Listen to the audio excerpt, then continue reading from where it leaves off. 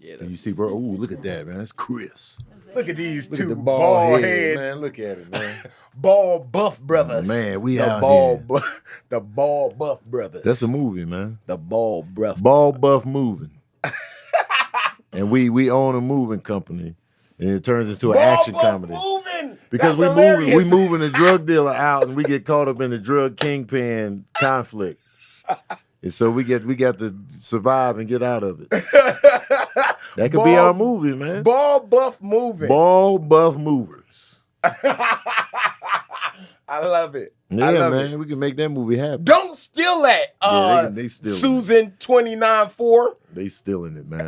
Matter of fact, I'm about to get off this live. If y'all want to see this episode live right now, join my Patreon. Click the link in my bio. Become a patron saint. If not, you're just going to have to wait till tomorrow when the episode drops. So it's up to you, man. Y'all can get in on it early, or you can just wait until tomorrow. But the patron saints, they in here. They getting it early right here, right now, live. Y'all better get it right here, right now. No edits. Pull your dictionaries out, because he going to be like... I was like, wait, where's this going? Pull your dicks out. Wait, what did I say? That's where I thought you was headed. You was like, pull your dick. If you froze frame, it's been like, pull your dick. I am definitely editing it, so it says, pull your dick out. Yeah. Pull your dick out. That would be consistent with Paige Kennedy, so I would say something You be pulling like your dick out? No, but I would say something like that. And pull your dick out, man. You know what I'm saying? Your voice is viral. Isn't that you on the Really, nigga? Yeah, that's you. Yeah, that's me. That's crazy. Yeah, that and there's some chores in this house. Oh yeah, I got that. You rock that he said every you day. gave me that. I rock it every day. He was like, you gave me that flimsy T-shirt. Oh, this is flimsy. It's flimsy, man. Yo, when I tell you, it looks like he survived a zombie apocalypse in that shirt. His holes all in there. How he got a hole in his nipple, bro? My whole nipple is out. Whole nipple. I'm not gonna lie. There's on several one straight of them. bar, on one, is it? Yeah, it's a straight bar shirt, and you know, like you pull your shirt down, and there's a thumb hole that's in. I'm like, what the hell? What's up with your material, man? We need to strengthen it. Anyway, all right, we're getting off the live. Boom, pow. We got Paige Kennedy in the house with the chores.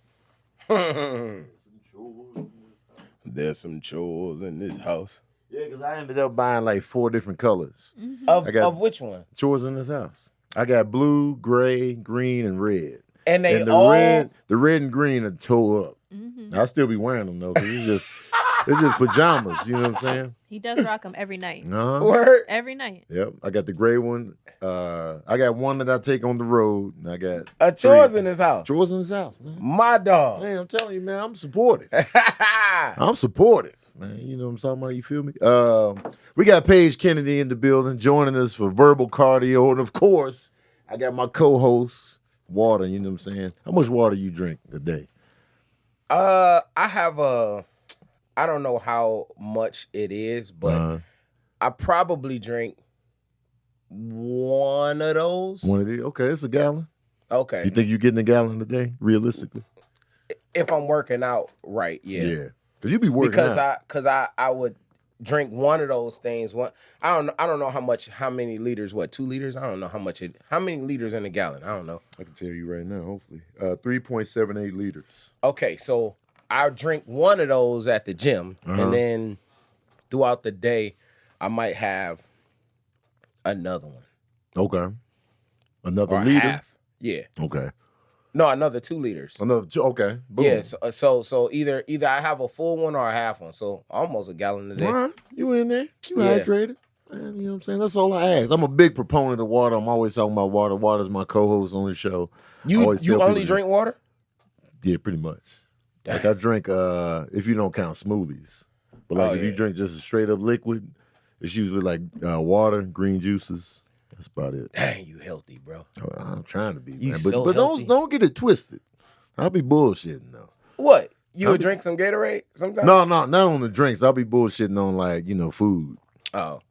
Yeah, that's the tough part. The drinks is easy. Talk to me about the drinks is easy, man.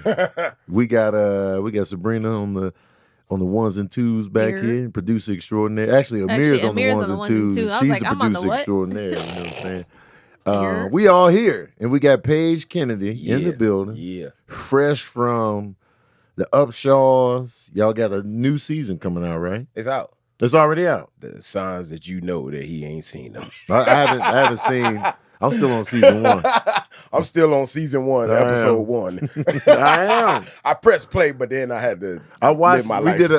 We did a watch party with the Upshaws. We watched the first episode, and then life happened. Yeah, then I finished living my life after that episode. Up. Yeah, it was. It got crusty after that. But congrats on the renewal. Thank you, man, and it's out. Yeah. Well, the part 1 is out because the Netflix that they had this new thing because that first season, man, we didn't know it was going. It stayed in top 10 for a month. It stayed number 1 for 2 weeks? Yeah, and which was crazy that you got a all black comedy that was like number 1 on Netflix. That's the whole thing, right? Everything, and people they consumed those 10 episodes so quickly and vociferously that they were just gone. Come on, man, you just threw that in just to show off. What are you talking You about? did not need to How I use speak vociferously. You did not need to use that word just now. I'm calling bullshit. That was completely uncalled for. Absolutely. He's pulling a TI right now. It didn't even flow into the flow of the conversation. He's just saying words. Yeah. I'm glib that way. That's how I felt you consciously let me throw this word in here. I saw it. He was going like this. Yeah. Through the pages. What word can I use to vociferously? I saw it happen. Because I was looking at you. You was looking at me and you saw me find it. I saw it. You was like, I was procrastinating, looking for the words. Like, let me say a bunch of other words that mean nothing, man. So I can get You was tap dancing. Showing off, man. No, but they loved it and they devoured it. And they came back with 16 episodes this time. Nice. But the way they do it is so, because if they would just put them all out, right? Everybody just watch them and and then that's it. And then you just gotta wait a whole another year for. Right. So they break them up into 2 parts, and I think they did Stranger Things that too, right? Yeah. And the Ozark, like they're big shows, right? So we are in that company. You in the break off? We in the break off company. Oh god, and 16 episodes. That's a lot. Yeah. That's damn near. We damn near getting back to the territory of network TV. 22, it used to be 22. 24. Yeah, exactly. So y'all creeping on up. Yeah, and that says a lot. That Netflix was like, "Yo, we gonna give y'all 16." Yeah, and we gonna that's sweet 16. Hell yeah. I mean, too bad for me. I wasn't able to indulge in all of those episodes. Yeah, because I was, I had to bifurcate my time because I was bifurcate. Does that mean split it in 2? Did you have to split up your time? Is that what you had to do, Paige? See, it's more delineation if I were to say to you. If I would have, I use these words. I didn't go to college because I didn't want none of this. What are you talking about? Like, I didn't want none of this. I'm trying to explain myself in the most cogent way possible, and cogent? That's what. Will you stop it, bro? That's regular. Look, in the cogent. Cogent. You heard these words before, but what I'm saying is I use these words because they provide more delineation of my thought process. Now, and delineation, I give you that. That's a good time. That's the one. That's the one we know. It's normal, like it. You know what I'm saying? Whatever, man. Anyway. So wait. So you had to bifurcate. Yes. Your time between the Upshaws and what else you working on? And the Meg 2. And the Meg 2. You mentioned that on your album. Yeah. You must have. What was the last track you completed? Because I was like, man, he sound mad up to date with the lyrics on what's going on. Yeah. Career-wise. So he was like, yo, I was shooting the Meg 2 and the Upshaws. And I was just like, did he record this album last week? Yeah. So my album was done when I went to London. When was that? At the end of January. Okay, so you just finished the album in January. But I still didn't have an intro to the album. And I needed an intro. Yeah. And then my life just like a whirlwind just happened. That you talk about in the intro. Yeah. And because all of that stuff happened, so like for me, I don't drink, I don't smoke, I don't do drugs. I'm non-violent. Your vice is sex. Yeah. Okay. That's it. And so the only way that I can have my therapy is to get it out through my music. Yeah. Now, my previous album, the Page album, was so cumbersome because of what was happening in the world. We know cumbersome. Yeah, you know what I'm saying. She said, "We know cumbersome." We know it, but Tony you know was it like, was still. "I don't know cumbersome." I know cumbersome. I've know heard that. it before. Yeah. So cumbersome. Yeah, it was, and so I didn't want to do that again. Yeah. You know what I'm saying? Because it was so heavy that you don't do that again. Mm-hmm. I wanted to, make this next album light and have levity to it and more fun. You know what I'm saying? But I still needed to talk about what was going on in my life. I was going crazy, bro. Yeah. And so that intro, that's why I said it's the only song on the album that sounds like that. That's why, because I noticed, like, because you opened the album up with that, and I was like, oh, man, it's getting deep. And then you go into Mac mode after that, and then you go into Don't Throw Me in the Group Chat. Yeah. And it's like... I go to start having fun. Right, exactly. The show songs. Yeah, so I was just like, oh, okay. Yeah. And then you even have that Upshaws, the track featuring the Upshaws. Oh yeah, the audition. Yeah. Because I do that on every project. So every project, because I feel like it's a perspective that rappers don't have. Yeah. So that the audience can't ever get that perspective because, they don't. I mean, I guess technically, if you have an actor rapper, they could have that perspective, but we've never heard it before. No. And so I want to give that to my fans. And so I did one about the Meg, the story of how that happened, which, people like to hear, how you got these things in detail. And so, and did you do that on touring pages? Yes. You did? Yeah, it's an audition on the touring. It was the first one. Okay. Yeah. And that one was, that one was, to me, the most creative because I was playing all these different characters in it. But the other two were about actual things that I did. That one was created. You created, okay. Yeah.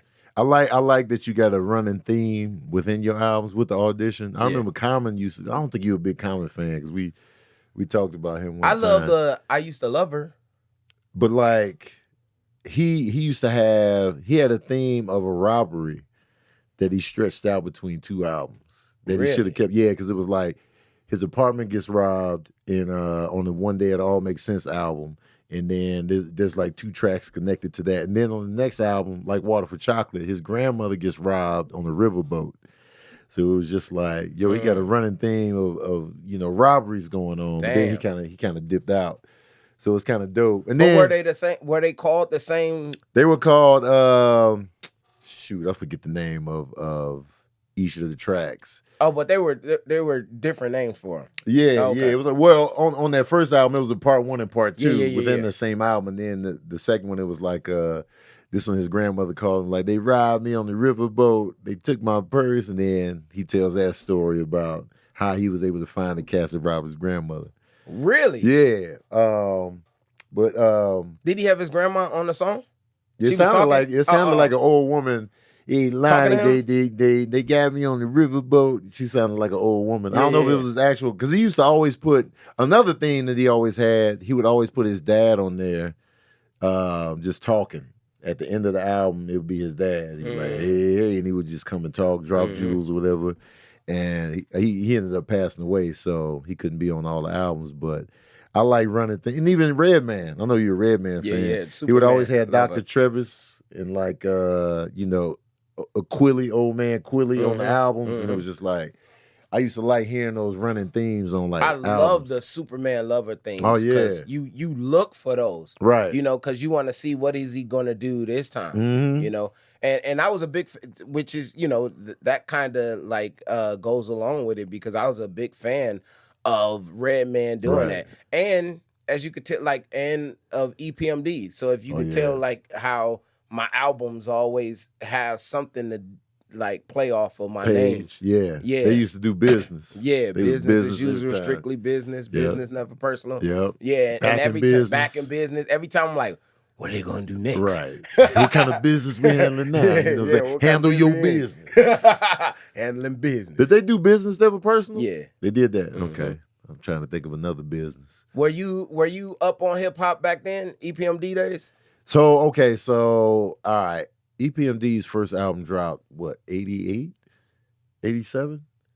I can't remember when their first album dropped. That's 88, 87. That's I back can look with right now. Rakim. Hold on. We could do this on the podcast. We can look. I think so. Rakim, Eric B and Rakim, they was in. How old are you? Can you say your age with pride? I'm 45. 45. We the same age. Yeah. When your birthday? Same age. We both got a Invisalign. We both fix our teeth. You know what I'm saying? We Black ball. ball. Yeah. Y'all cute. We the same nigga. We the same individual. When your birthday? November 23rd. Okay, so 76. I got you. I'm older than you, man. You're a youngster. Oh, when is yours? Saying May 17th. May 17th. So the first album, EPMD, 1998. I mean 1988. 88, okay. My bad. So Strictly Business was the debut. So in that time, I'm 11. I turned 11 that year. So I'm at the mercy of whatever my older brothers have in the house. So, you know, so I'm hearing EPMD and I'm just like, yo, that's dope. But if my brothers didn't have it, then I didn't have all the access to it I needed unless I went to my friend Leon's house and they had it. So I'm like, why yo. Leon had it? He had older brothers? Leon was the oldest in his family. So Of your friends? yeah. So like, you know, Leon had younger brothers and then Robert. So Leon would always have like a tape or two. You know, he introduced me to Ghetto Boys and like, you know what I'm saying? So EPMD. And so my brother Scott, he listened to rap more than my oldest brother. My oldest brother was more into house music and pop and different genres. He really wasn't playing hip hop like that. But Scott, how older is he? so than the you? gap is 10 years between me and Khalil. Oh shit. So I'm young, and then 6 years between me and Scott. Okay. So 10 years with me and my brother too. The we one the same individual. And we the same and like you said, at the Yeah. mercy to whatever You're at the he has. mercy. Because I'm 11. What I'm gonna do? Right. It wasn't like I had money. I wasn't going anywhere. What I'm gonna do? Wait a second. We the same nigga. You're older than him because you're turning 46 this year. Yeah. Oh, okay. I didn't even think about this. You got me.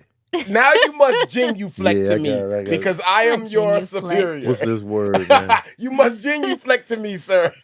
Genuflect? What Yes. does that mean? That means like when you They when got to you bow that yeah curtsy. one knee down and you Okay. kind of give deference to someone. I'm So your elder. what was your introduction to hip hop? The introduction to hip hop Where was it probably really you felt it like, what is this? When you felt it in your so my brother was 10 years older than me, and I was probably I moved to Detroit from LA when I was 6. So wait, pause it up. I was So born you in Detroit. started in LA. No, I was born in Detroit. You were born in Detroit. And my mom just took me and was like, "We out of here," and she took me to LA. So from like 1 to like 6, I lived in LA, and then Okay. she shipped me back to Detroit Damn it. with my dad. I was hard on you then. Huh? I was hard on you. Oh, because Because you have LA roots. I do have. I LA didn't know roots. that. Yeah. I thought it was all Detroit. Then Nah. you came to LA to pursue a dream. Nah. Oh, so him being a Lakers It don't hit fan. the same. Yeah. It don't really hit the same. man. Ah! I had a little cliff note in there to save me. You dirty bastard. Because I was like, yo, why are you from Detroit and rocking with the Lakers? But now you have a little connection there. God Yeah. damn it. I had that connection. Even though I ain't technically know that connection, because what do you know when from I know 1 you to don't 6, remember nothing. but it's not like I had a little Magic Johnson ball like, hey. Yeah. Like, You should still be all Detroit. no, I can't because you know But- what I'm saying? I lived in Los Angeles longer than I lived in Detroit. But there's a clause in there. There's a clause. What's the clause? The clause is since you spent time in LA, because like your earliest memories, how fast did your mom move from Detroit to LA? How old were you? 2 months. So your earliest memories are actually in LA. Right. Like if you go back further in the Yeah. it's Los gonna be Angeles. LA. So you have that connection. So that's the clause. Yeah. Piece of Woo! I barely, the skin of Wait. my teeth. What years? Don't try to parse Nah, through this nah. to figure out a way. Nah, I just want to know what years. Like, where'd you go to elementary, middle school, and high school? Elementary Detroit. school was, you know, Because if you left at 6, you barely started preschool. right, Kindergarten. exactly. And I started that in Los Angeles, and then when I got to Detroit, I don't know. They must have pushed me to the next grade. Yeah. Because I was 16 years old as a senior in high school. Oh, you was young as hell. Yeah, and I always been young as hell the whole time. Like through all my schooling. When I went to college, I was the youngest person there. You know what I'm saying? Oh, wow. Okay. So I always been the youngest. The young one. But so my brother was 10 years older than me Right. when I moved to back to Detroit. Uh-huh. And he was all hip hop. He was 16. Yeah. You know, and that's what he brought in the house. And obviously I was obsequious to my brother because he had all of the Let's mute. Like, what we should do is edit this so it's like he's cursing. So you just put like a beep every time he says a big word. And people are like, damn, what he just said? We don't know either. Obsequious? Yes. Did I say it right? Yes. Oh, you nailed that word. Obsequious. Go ahead. There it is. God damn. All right. Hey man, listen, the ladies love a man with a wonderful, loquacious vocabulary. And they You be using big words in the bedroom? not in the bedroom, to get them in the bedroom.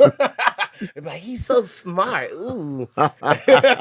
His head must be so big. Mid pumps. Yes, Throw in the vocab. You should be like, what? What if she just throws This up? is inscrutable. She just throws up. She can't handle it. Right. So your brother's 16, all hip hop, comes in the house. And you know, he is everything hip hop. So all of his clothes, his fashion, everything is that way. He got on the full Adidas jumpsuit, Run DMC, Kango, LL Cool J, all that. Right. You know, and so my earliest memories are of Curtis Blow. Okay. That was the main one that he was playing and showing me. Right. And then that, you know, that spilled over to Run DMC and then the Fat Boys and then Crush Groovin became like the everything for me in my life. So I started rapping myself. So you started then? I started like 7, 8 years old. Wow. My first rap, my telephone. And my first show was 10 years old. I did a special guest at the State Fair, the Detroit State Fair. Wow. And At 10? 10 years old. Wow. And I got booed. I got booed before I even rapped. At 10? At 10. I'm just a little kid. That's a it's cold my first crowd. show. And I had the song, my telephone, and my manager, Rodney L, he was a Prince impersonator. He lived next door to me. He's a legend in Detroit. That's why if you ask me, how'd you get on tour with Biggie and Ice Cube and all of that stuff came from Rodney because he was running around with all these cats, Ice-T, all of that. Yeah. But he put me on that show and I didn't have a beat for that song. So we went and used the Eric B. Rakim B-side, I think on their second album. It was the first single on the second album on the B-side. And I used that instrumental. Now I'm on stage, I'm only 10, I'm by myself. The stage is huge to me. Right. And there's people in the crowd, and I'm standing there with the mic. I don't know to tell the people when to start. I'm just there. When I hear the music, I know I go. So I'm just standing there. Man, this dude in the front row just stands up and says, "Boo!" Oh, and I'm like, "Oh my God!" Yeah. And when he said that, they just press play. Do do do do do do boom, boom, boom, and everybody starts saying, "Hey!" And even him, he was like, "Hey!" Oh, so he just wanted the music. Yeah. And then I went in. My telephone is a great big pain because every girl that calls me sounds the same. My girl, like, and I go into my thing, and you know, and I had that one rap for probably, I want to say like 3 or 4 years before I made the second rap. And the second rap came in elementary school. I think I probably was in the 5th grade, and there used to be this thing called My Buddy Dolls. Oh, I remember. You remember we used My to Buddy sock Dolls? Buddy out, Oh, man. yeah. We used to sock Buddy out? We used to beat the shit out of My Buddy, man. What you mean, yeah? Well, you don't know My Buddy? My brother loved My Buddy. Hold on. Yeah, but that's also the what inspired Chucky was My Buddy. Yeah. It did. Yep. My Buddy Dolls. We used to tear his ass. That's up, hilarious. Man. My friend Leon's little brother had My Buddy. We used to sock. Because he was buddy big out. enough for you to punch. If he was to come back to life, he'd have tore our ass loose, man. He did. He came back as Chucky. Man. No, but so I changed that to my Dickie. See, I've had this problem ever since I was a little kid, bro. Yeah. This sexual problem. Like, well, I don't know why a 10-year-old would decide to make his rap called my Dickie. Right. But I had my second rap was talking about my penis. Yeah. And I'm in the 5th grade in elementary school. And yeah, and so I had those 2 raps, my telephone and my Dickie was the follow-up. Yeah, my Dickie was the follow-up. Yeah. Now, when I tell you, like, I mean, I was precocious, bro. So I was a precocious kid. Well, precocious is that's they out come there. That's on the He's streets. like, I don't know That's on the precocious. block. but, They be saying that on the block. Precocious, I was a man. precocious child, and so there would be teenagers, like young adults that would come and knock on my mom's door for me to come out just so I could rap, you know, Yeah. because like in my neighborhood, I'm the youngest one that's doing that, Right. you know, and so yeah, those are like my earliest memories, and that's what started me, and Okay. so and you know, and then I went on to continuing to do shows and go on different things with legends, and that's why I still have like these connections to this day, because Right. like I was young and I Man, was you knew Biggie, man. Biggie, Cube, That's crazy. all of that. That's crazy, dog. You know the legends. The legends. And you know, and the legends still rock with me today. You know, Yeah. like Meth, Red just texted me the other You day. got Red Man's phone number? Yo, call him right now. What? That's Of course I got crazy, Red man. Man's phone Right number. in the phone. That's Man. crazy, man. You got them saved in there as Red Man or Reggie? Reggie. You gotta save them as, man. That's dope, man. I don't even have to. I got so many people in this phone that That's crazy. I mean, you got a lot of people in your phone too, but yeah. Do you Reggie be know- changing their He names does. just in case? Nah. I change their names.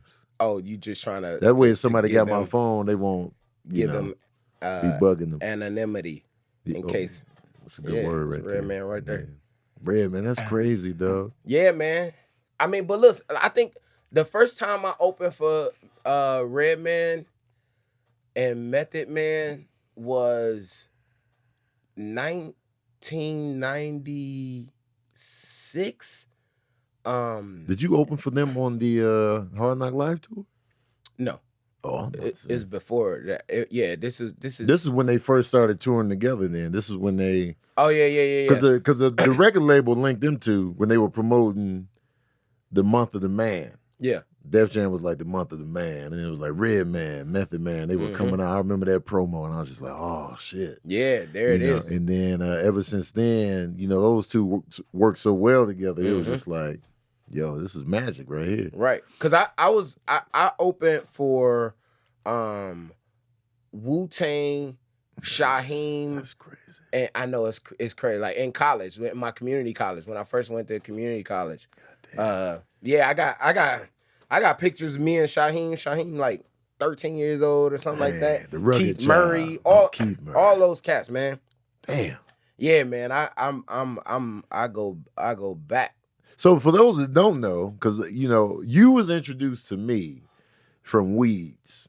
Like that was my introduction to you. It was just like I was watching the show Weeds. I was a fan of the earlier seasons, and then I was like, yo, that was the first time I ever saw you, and I was just like, man, who is this villain right here? You know what I'm saying? Who was this villain right here with the weed? And then from there, you know, I would see you in other stuff, and it was just like, all right, man, this dude out here working.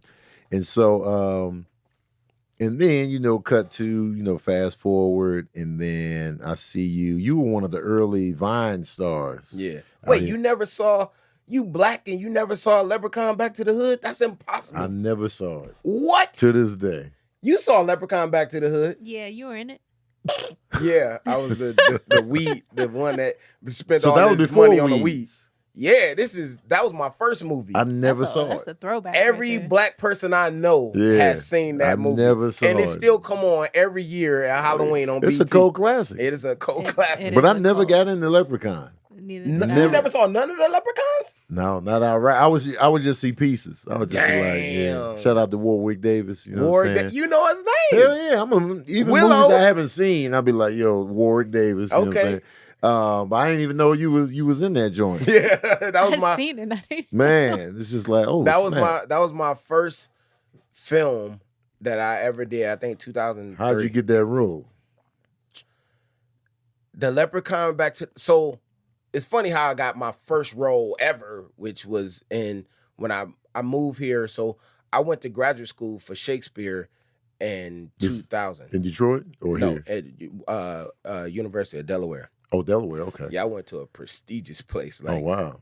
Yeah, man, like in college, they have these things called ERDAs. Mm-hmm. So it's kind of like they take acting serious, like athletes. Right. So they have ERDAs where you have different regions of colleges that come and they try and find their graduate class. And so I did the Chicago region where they all came and you have to do 2 contrasting monologues, Okay. hopefully to be juxtaposed against each other to show how vast your range is. Yeah. And I broke my school's record. I had 17 callbacks of damn. colleges that were interested, but I also had kids. So that was one of my stipulations is my stipend had to be enough to pay for my child support, as well as for me to live. How many kids you have at the time? 2. Okay. Yeah, I had Tim and Kirsten like at that time, and I just had Tim. Yeah. And so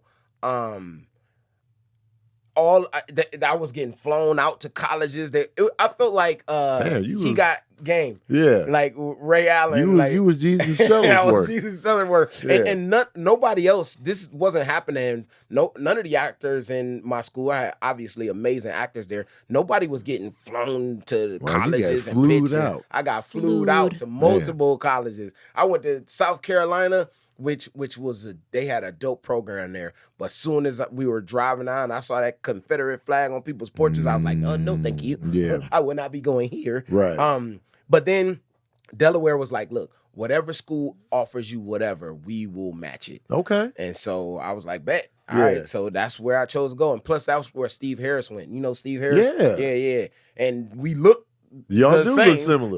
Yeah. And so they made me play all the roles that he had played 10 years before me. Wow. King Lear, the Cherry Orchard. So anyway. Steve Harris is dope, man. Yeah, Shout out to him and his brother dope. Wood Harris. Man, they kill it. And they're completely different. Their acting styles completely different. Yep. They look completely different. I love both. I didn't know they were brothers until way later. I was like, yo, they brothers?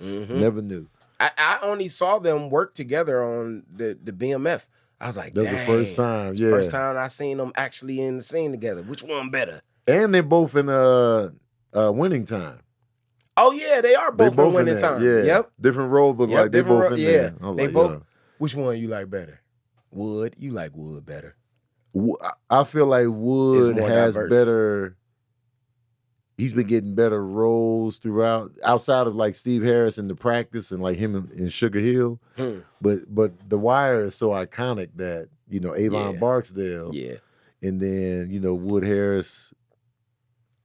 His diversity is just like it's unmatched. Crazy. It's crazy. Because he can do so much stuff. Right. And I attribute it, because I was talking to my actor friends, and I was like, damn, man. So my training has allowed me to, I'm more of a Steve Harris type actor because of my training and because of where we came from and how we choose to do what we do. But I was like, I wish I was like Wood, though, because Wood is just as good, but he don't seem like he acting.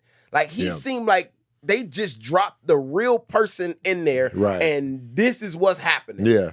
Steve Harris, he acting. You can see his tricks. You appreciate it because it's an art form. Right. But you know what that is. Wood just seems completely natural in everything he does. There's no moments that I see the actor working. Yeah. And I love that. And I wish that I had more of that. But the training kicks in. It's like, no, this is how you. The training is just like on my back. It's like an albatross that's around my neck that I can't get loose. The training. Did Wood Harris, did he go through all of this stuff? I don't think he did, went to graduate school.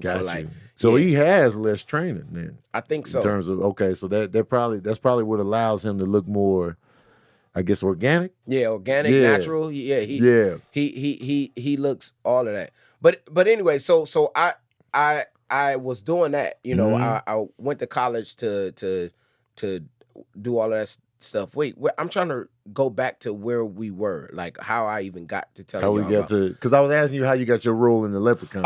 Okay. So I left college early because they were teaching me to do great plays on great stages. Right. You know, and I always knew I wanted to be a movie star since I was a kid. You didn't like want Michael to do Jackson. the theater. You didn't want to be running around doing I different needed Broadway money. plays. I had kids, man. I feel that. You know, I needed money, and plus, like, because of Michael Jackson, that's why I wanted to be an entertainer in the first place. Yeah. Like, you know, when I saw him in The Wiz, and that's what did it for you. That did it for me, far as all around entertainment. Yeah. He did it for me, period. Like on his dancing and singing, I wanted to do that. But then when I saw him in The Wiz, I was like, oh, I want to be an actor too. Yeah. You know? And so I left and I came here, and the first month I got here, I snuck into an audition at Sony Studios, and I told them I was a courier making a delivery, and I auditioned for a CBS pilot called The Kennedys. Oh, wow. The irony. It was called The Kennedys. Now, I wasn't playing one of the Kennedys in there. It just happened to be a Boston family, white family named the Kennedys, and I was the boyfriend of the daughter, and I was an aspiring DJ with Randy Quaid and John Daly Francis, who is, I don't know if you know who he is, but he's an actor. He was on Bones, but he also is a writer, director. He wrote all type of, he got Dungeons and Dragons coming out now that he just directed. Okay. You know, he wrote massive stuff like the Spider-Man Homecoming. Oh shit. Yeah, he's huge. Yeah. And he was the little brother on that show then. Oh, so wow. I've been knowing him since he's 13. That's crazy. Yeah. So anyway, I snuck into that audition and I ended up getting that part. That's what got me an agent and everything. And that was in 2001. Okay. I didn't get my first film until 2003, which was Leprechaun Back to the Hood. And I auditioned for that, and I wanted it so badly, but I just kept losing out roles to rappers. Like every time, bro. Every time. Everything I'm trying to do, I lost out roles to rappers. And then that one finally came through, and I was able to do that. We shot that film, me, Laz Alonso. Laz Alonso. He killing on the boys. He is killing on the boys. He's doing this thing. Milk. What is it? Mother's Milk. I auditioned for that role. I was like, good job, Laz. You did? Yeah. Man. I was like, good job, rocking Laz. the t-shirts, man. Good job, brother. Yeah. And so we did that in like 2 weeks, and then right after that, I started SWAT, like 1 week after that. Now, the difference of shooting Leprechaun Back to the Hood, where our trailer is just like in some warehouse, just in the room with nothing in there, and then doing a movie with Samuel Jackson, LL Cool J, Colin Farrell, Jeremy Renner, Michelle Rodriguez. Because like, you was Jeremy Renner's homeboy in SWAT. Right. Y'all was all like, y'all was some assholes. We was some assholes. And the cool thing about that is we filmed that movie for 6 months, bro. When you watch it, you be like, that ain't no 6 months worth of work. Right. But so much stuff get cut because the movie is following the good guys being chased, chasing after the bad guys. The movie is not following the bad guy. Like, we're not the centerpiece. Right. But when I'm filming this movie, I feel like the centerpiece. I'm 6 months in. Right. Trudging through the fake swamp stuff, all that. Damn. Yeah, it was crazy. So I'll take it back. So when was Weeds? Weeds is like after all of that. So I'll take it back then. I saw you in SWAT, but didn't know it was you. So I saw SWAT in theaters. Did you? Yeah, so I saw it. Because I don't know if I text you or I hit you. Maybe I never even said anything. I watched SWAT again. Like, you ain't never text no, me no, on no. your own. What are you talking about? Didn't I hit you up saying I saw you texting. in SWAT? I never was like, yo, I didn't know you was said in it in this. your head, but No. I appreciate that. So when I watched SWAT again after knowing you, I was like, yo, Paige Kennedy was in this. I didn't even realize it because, it takes sometimes when you look at actors, you have the moment where they really register. And I feel like Weeds was, since I didn't see Leprechaun, that was like, all right, this guy. Because that was the type of role you had. You was the heavy. So it was like we were forced to, because in SWAT, you was just the guy with Jeremy. I was the guy with the heavy. Yeah, it was just like, but now you are the heavy. So it was just like, this guy right here. That's when you, that's when you like, that's me right there. Yeah, because it's like, he this look guy. like me. Man, right here.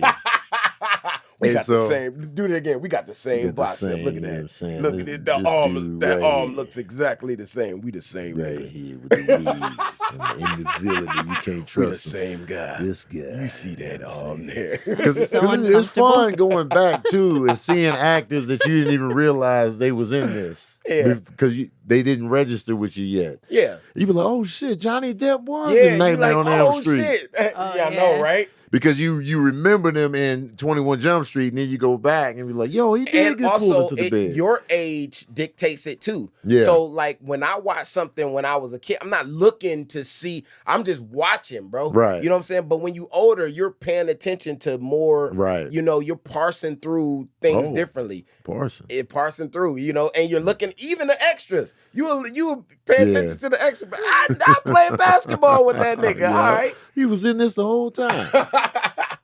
So okay, you got the role. You went to Delaware. You got the role. You came to LA. You sold out on Detroit. When did you sell out on Detroit? Yeah, let's When did you unpack turn that. your I back sold out on on the Detroit Pistons?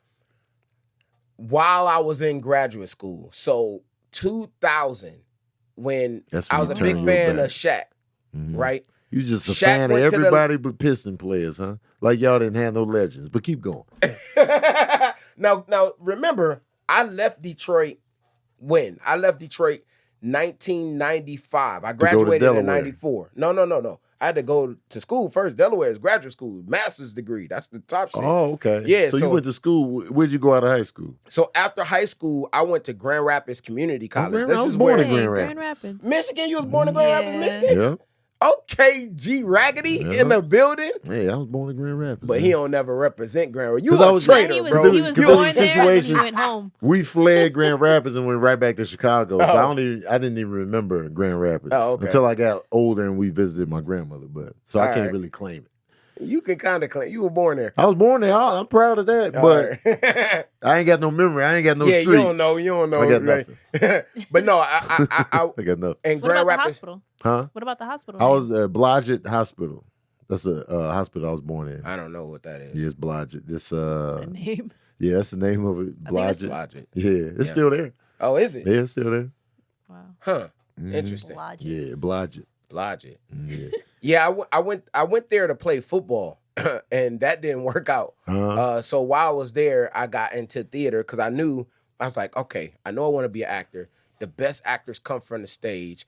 Let me get into this theater department and figure out if I'm even good or not. Yeah. Because in Detroit, there wasn't, I had like these little like extracurricular classes that you could take in high Yeah. school, but we didn't put on no full on plays. Like, Okay. so I couldn't really tell how good I was or nothing. Mm. And then when I went to Grand Rapids Community College, the auditions that they were having were for plays that were like for white people, like Throw the Baby with the Bathwater or like Moliere, like stuff that I wouldn't even be in.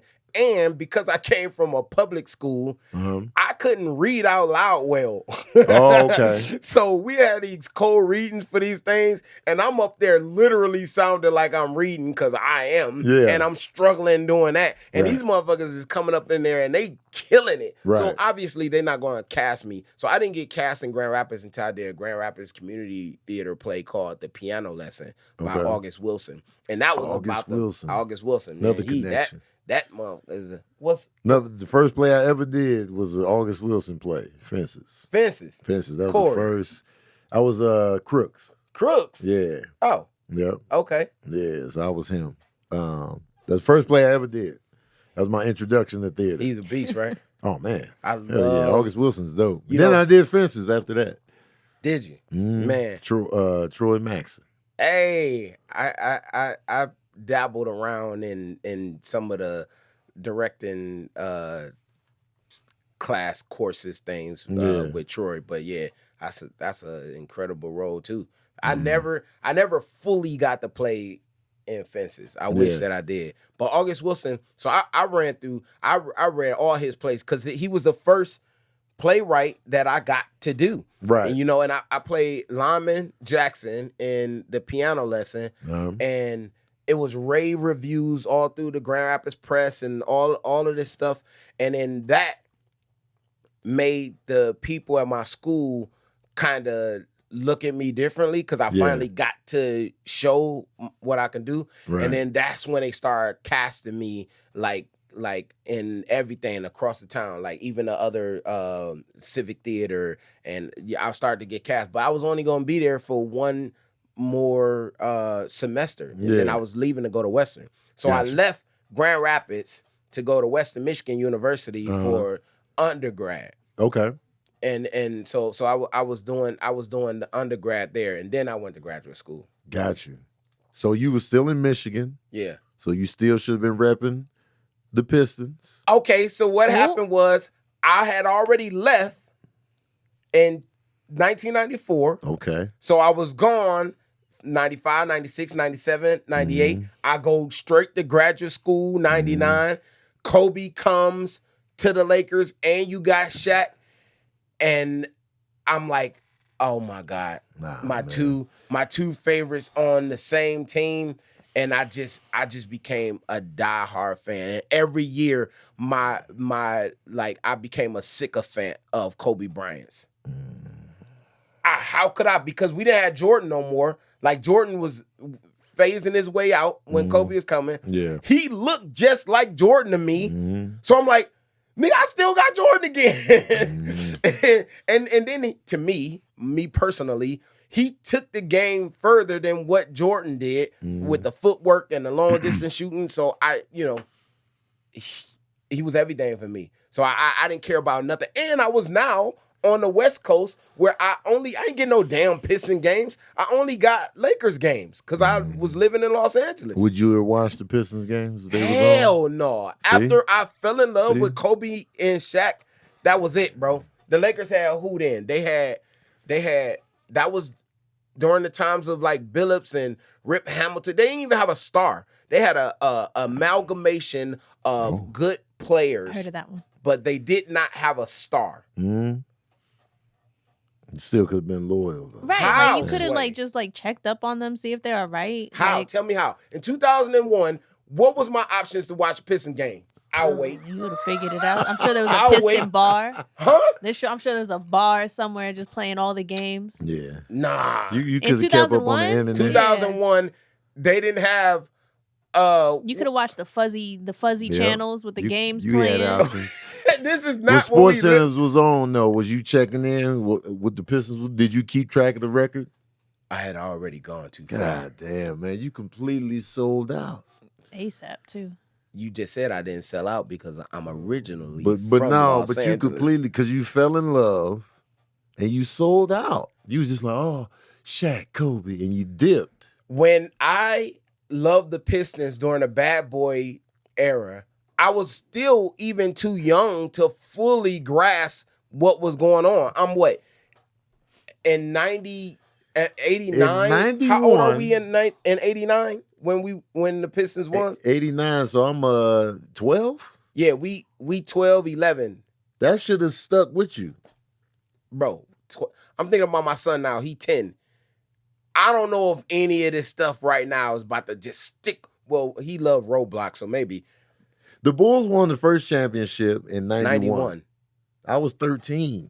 That was older. You were a teenager. I was not a teenager. We're just going from 12 to 13. No, bro, it's a teenage. That's coming of age era. That's when you start to become who you go become. But y'all was still good in that era. No, Jordan was whooping our ass, bro. But y'all were still good though. Like Jordan was beating y'all, but it wasn't like y'all was a bum team. Jordan was beating us, and I was rooting for Jordan.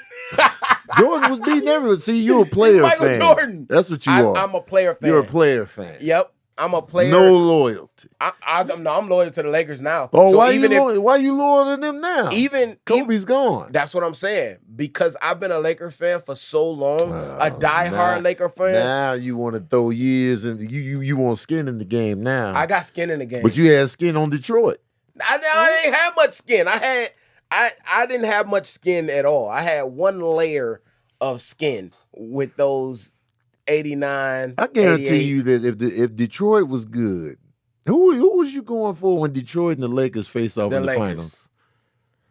How'd you feel? And my Detroit people were upset with me. Of course. Even the actors that came from Detroit that lived in Los Angeles said, "How the you go for LA. Absolutely. When the Pistons is in, and I was pissed when they won. I was pissed when they sold won. out. He completely sold out. She was like, that was a reach. That was a reach. You completely sold out. How? You just said I'm from Los Angeles. Now, I didn't say you were from. I'm just saying you have a connection. Yeah, you have an amendment within you have a clause. But I got ties. Your formative years was in Detroit. Okay. Because six, you don't remember nothing. Well, I fell in love with the Knicks at like 7.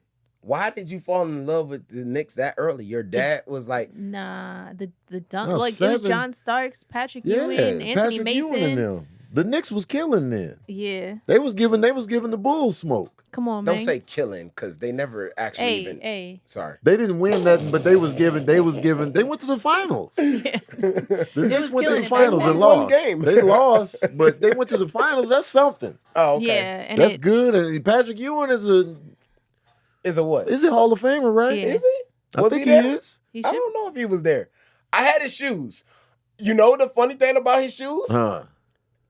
My first tour, I have a photo right now with me and Dub C on a hill, me and Ice Cube on the Lollapalooza tour. Mm-hmm. I'm 15 years old, And you got on Patrick and I got on Ewings. Patrick Ewing's.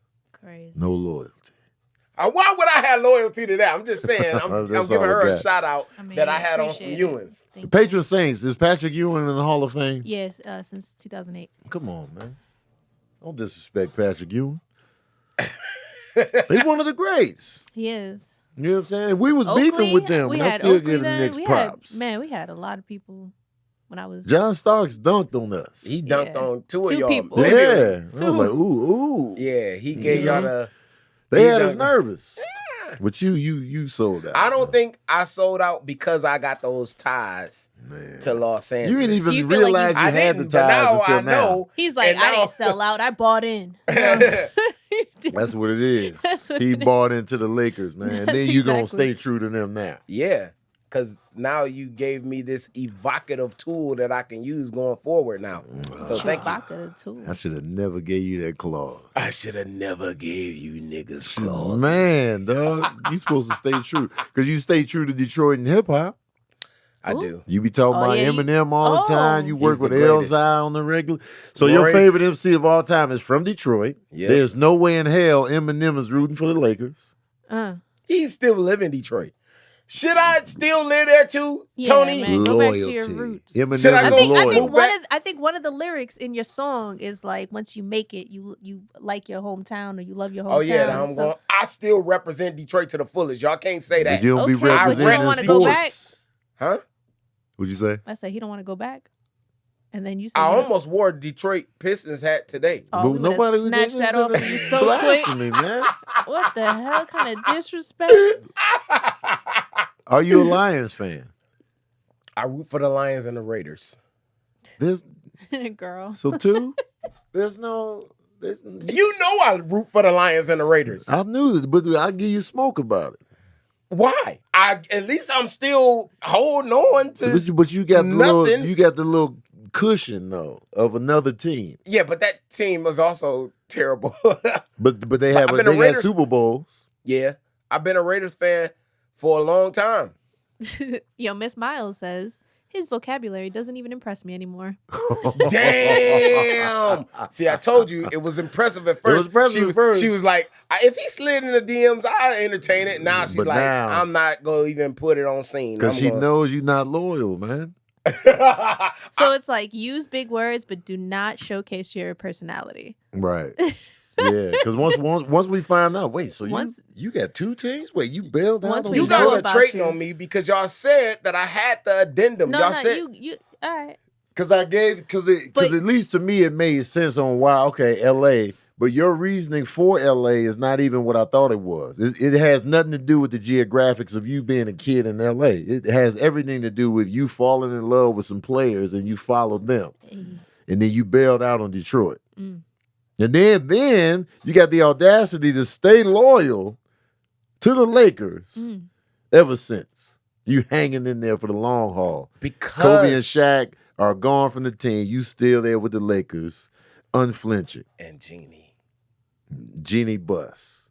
And then Jeannie is my queen, bro. you bailed out on Detroit. Eminem is loyal. Eminem can live anywhere in the world. He's like, nah, I'm going to stay. When I go home, Detroit don't offer me to come to the games and go backstage. And Good. You don't deserve it. But Jeannie Buss. Oh, see, that's what it is. They got you with the amenities, and you be on the court. You But be you know courtside. I think if you represented more for Detroit, they would definitely They would let invite me you. come to the game. But see, the thing is that the Lakers, no disrespect, they're kind of like they're whores. They do that to everyone. Yeah. They're like, yeah, come on. I don't Come to the care. I game. like horse. That makes sense. Horse are Makes sense. necessary. I think they're necessary for us. They are necessary. Whores are necessary. Shout out to the whores. Yeah, shout out to the Whores out horse. here. We love you. Detroit, man. And you got but you still pump up Detroit. You be talking about Royce and LZI and Eminem, and Ooh. you be working with them. Cats that are loyal to the soil. Loyal And to the soil. T Grizzly, even I'm loyal to Detroit. Just musically. No, everything except Sports. I root for the Lions. I root for them. I watch them. I hope they do well. Raiders, Lions in the Super Bowl. Oh, What you doing? God. What you why? doing? Oh my God. What you doing, dog? Now give us the real. Don't be sugarcoating. Raiders and Lions In the Super are Bowl. in the Super Bowl. What That's a do crazy I Super do? Bowl, by the way. I know that's To wild actually as hell. see would that. never be like, happen. whoa. All right. You know what? I'll tell you honestly. My genuine answer to that is I would have to go with the Lions. The Okay. Lions have never been, that I know of, in the Super Bowl or They haven't. anything. They haven't. I would have to, 100%. Okay. I don't even know why I made it seem as difficult as it is. 100% I will be going for the Lions in that. Just for everything, like the implication of it. Like, Yeah. you got to go with the Lions on that. Okay. All right. See what's happening there. We listened to your new album. You know what I'm saying? We was rotating. I rotated it actually a while ago, and then I went back to it. And I was like, What do you "Man." mean rotating it? Like, listen to it. Oh. Yeah, put it in the rotation, have it playing in the car. You know what I'm saying? Because if I don't listen to stuff in the car, I feel No. like I haven't listened to it yet. Yeah. Even though I'll be listening to music all the time in the gym and But stuff you like that. like doing other The stuff car and is like, where you can hone in on it. yeah, I can feel it in the speakers and all that. My favorite track on this album is Loyalty. Loyalty. That's my favorite track on the I album. wish my girl could hear y'all say this because, first of all, she loves you. She'd be like, Really? hell yeah, man. You know how I feel about you. Yeah. And she's the same way. We die at herself all the time. I wish she could hear you say that because every time someone says that, I throw it in her face. I Yeah. send it to her. She don't like because loyalty? she told me, because I was like, what song would you skip?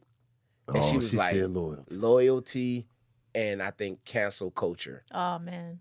Loyalty I'm and with you on cancel that. culture. And so when she said that, everyone's top 3 Yeah. of my album always have loyalty in there. Yeah. Or if it's not the number 1. Right. And we couldn't understand why that was the case. And so I always send it to her, and she's going to die when she hear that both of y'all said the Well, same. no, she was saying mine. Mine is loyalty. No She disrespect, just- that's not She it. was telling me the name of the song.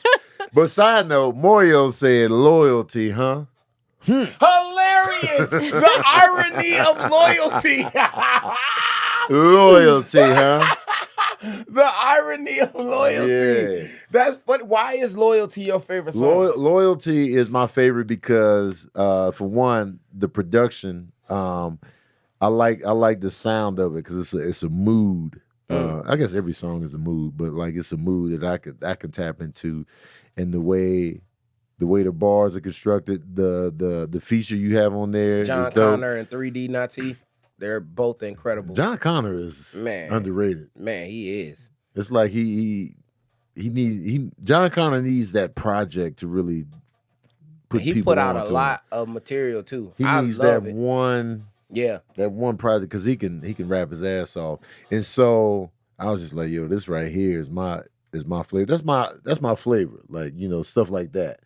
And so I was like, yeah, Loyalty. That's my favorite. I also like of course I like the one with Elzai on there. Oh yeah. We all going Best back and of both forth, worlds. trading, passing the mic back and that's forth. my favorite. Best of Yeah. both That's your worlds. favorite on the whole album? It's best of both worlds. Then I like Front Page because it starts the album off Front Page is strong. great. Yeah, it starts the album off Because I strong. love storytelling rap. Yeah. And like honest, Which once is you like take me mostly in, what I Yeah. typically do. Yeah. Is the storytelling stuff. Yeah, Best of Both Worlds is probably number one, and then Front Page. And then I really do like the beat of Group Chat because I like the love switch Group up. Chat. Like it's like I feel like ladies would like that because it has a little bit of a bop to it. Yeah. That you can like just It can dance. just feel good, right? Like Yeah. you could just put it on and it kind of just make you Yeah. want to move a little bit. Mhm. And then when the beat switches in that I think it's like the third verse or something like that, and I'm like, all right, I like this. I was listening to it twice on my way over here. Hey, the double You know up. what I mean? I for Group Chat is my favorite That's your song. favorite? You know, it changes. Like your favorite Yeah. song on albums can change depending on whatever, but I can't get tired of listening to that. It just first of all, it feels so Detroit, that beat. Like when I first heard that beat, I was like, damn, this feels so that's why I had to put Detroit rappers on it because it felt so Detroit. Yeah. And man, when I tell you like and the video is so fun that I just can't get tired of it. So that's why that's my favorite. You know, this album is a little different than my previous albums because Torn Pages, same page, different story, and a Page album. My brain, it started to shift on the Page album, but those first two, my brain was only predicated on I gotta show them how good I rap. Yeah. I gotta because otherwise they're gonna be like, stick to acting. I needed to like really show them that I do this and I've been doing this my whole life. You know, so it was geared towards that. It was geared towards concepts, storytelling, which I think I do the best. Like that's my strong suit is telling stories and being able to infiltrate bars in, you know, along with what I'm trying to do. But then that started to switch for me on a Page album because I saw a DMX documentary and I was watching it and I was listening to them explain and extol about DMX and why he is as great as he is. Because I personally don't look at DMX or Pac as lyricists. I look at Pac as a poet and DMX as a poet, but I feel like they try to hit you in your heart, not your head. Right. And I was always hitting people in their head to show how clever I am, how I can do double and triple entendres and be like, yeah, but did you get that?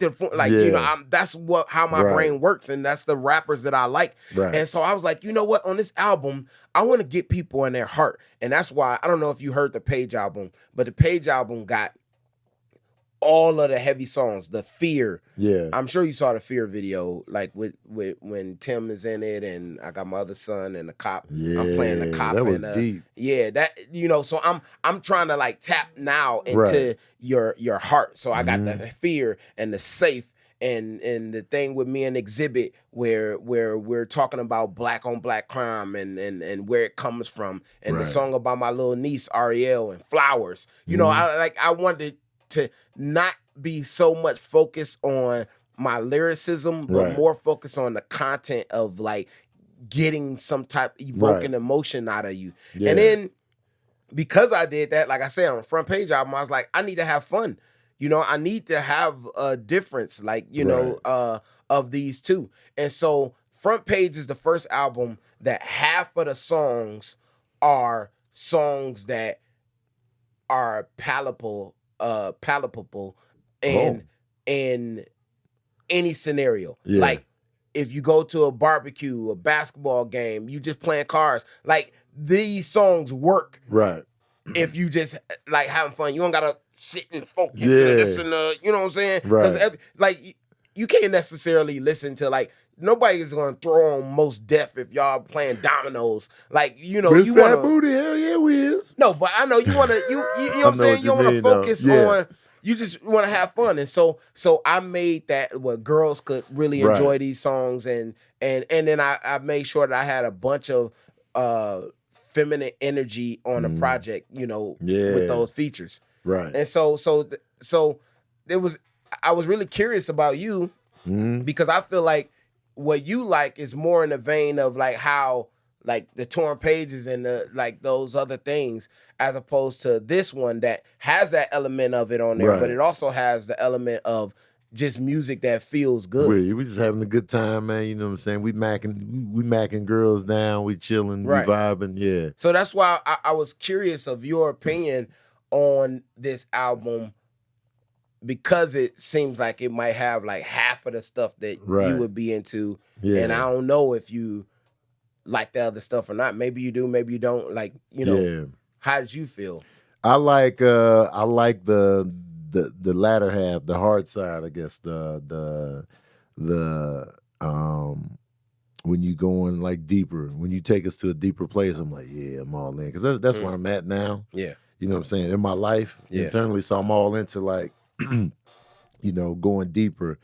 Not that I'm against having a good time, Right. You know, but the know front what I mean? page thing probably like resonates with you. Yeah, it's like, you know, when you kick the album off, I was like, oh man, we getting into this. You know what I'm And then saying? he was This- like, damn, this what where happened? we're taking it. And then, you know what I'm saying? Like, I think track three, I think that's what the girl singing the hook and then, like, you know what I'm saying? Just in Mac mode, braggadocious. I was just like, you know what I'm saying? And then I go, so I gravitate towards moody, you know, I love a good story. That type of vibe. Not that, you know, I don't ever like, you know, having fun on tracks and stuff like that, but I'm definitely on the other side of it. Yeah. In terms like of the audition and Loyalty, the audition, the one with L, the opening track. Yeah. And there was another one towards the end that I was I'm liking Going too. Home. That's a single. But we had a song called The Game with RJ Payne and Shay Noir. I love her, man. She's dope. She's dope. And then I have a video coming out for Tough Guys. Cause that has some spitters on there. Conniva from D12. Conniva, and Kid Vicious. Yep. Yeah, so that's the next video that we have coming out on that one. Shay isn't on this album? Shay Noir? Yeah. Yeah, she's on the Game song. When we talking about being okay. independent artists and like Yeah. how to, and you know it's funny, my verse on the Game song is me telling John Connor's story. Oh wow. Yeah, because he went through that with Aftermath. You know, he was signed to Dr. He Dre. was, yeah. And he had to go through that whole process of thinking that he signed, thinking his life about to change, coming out here for all these years, recording multiple albums that never will see the light of day, damn, man. not being able to rap about what you want to rap about. Like, why can't those albums come out?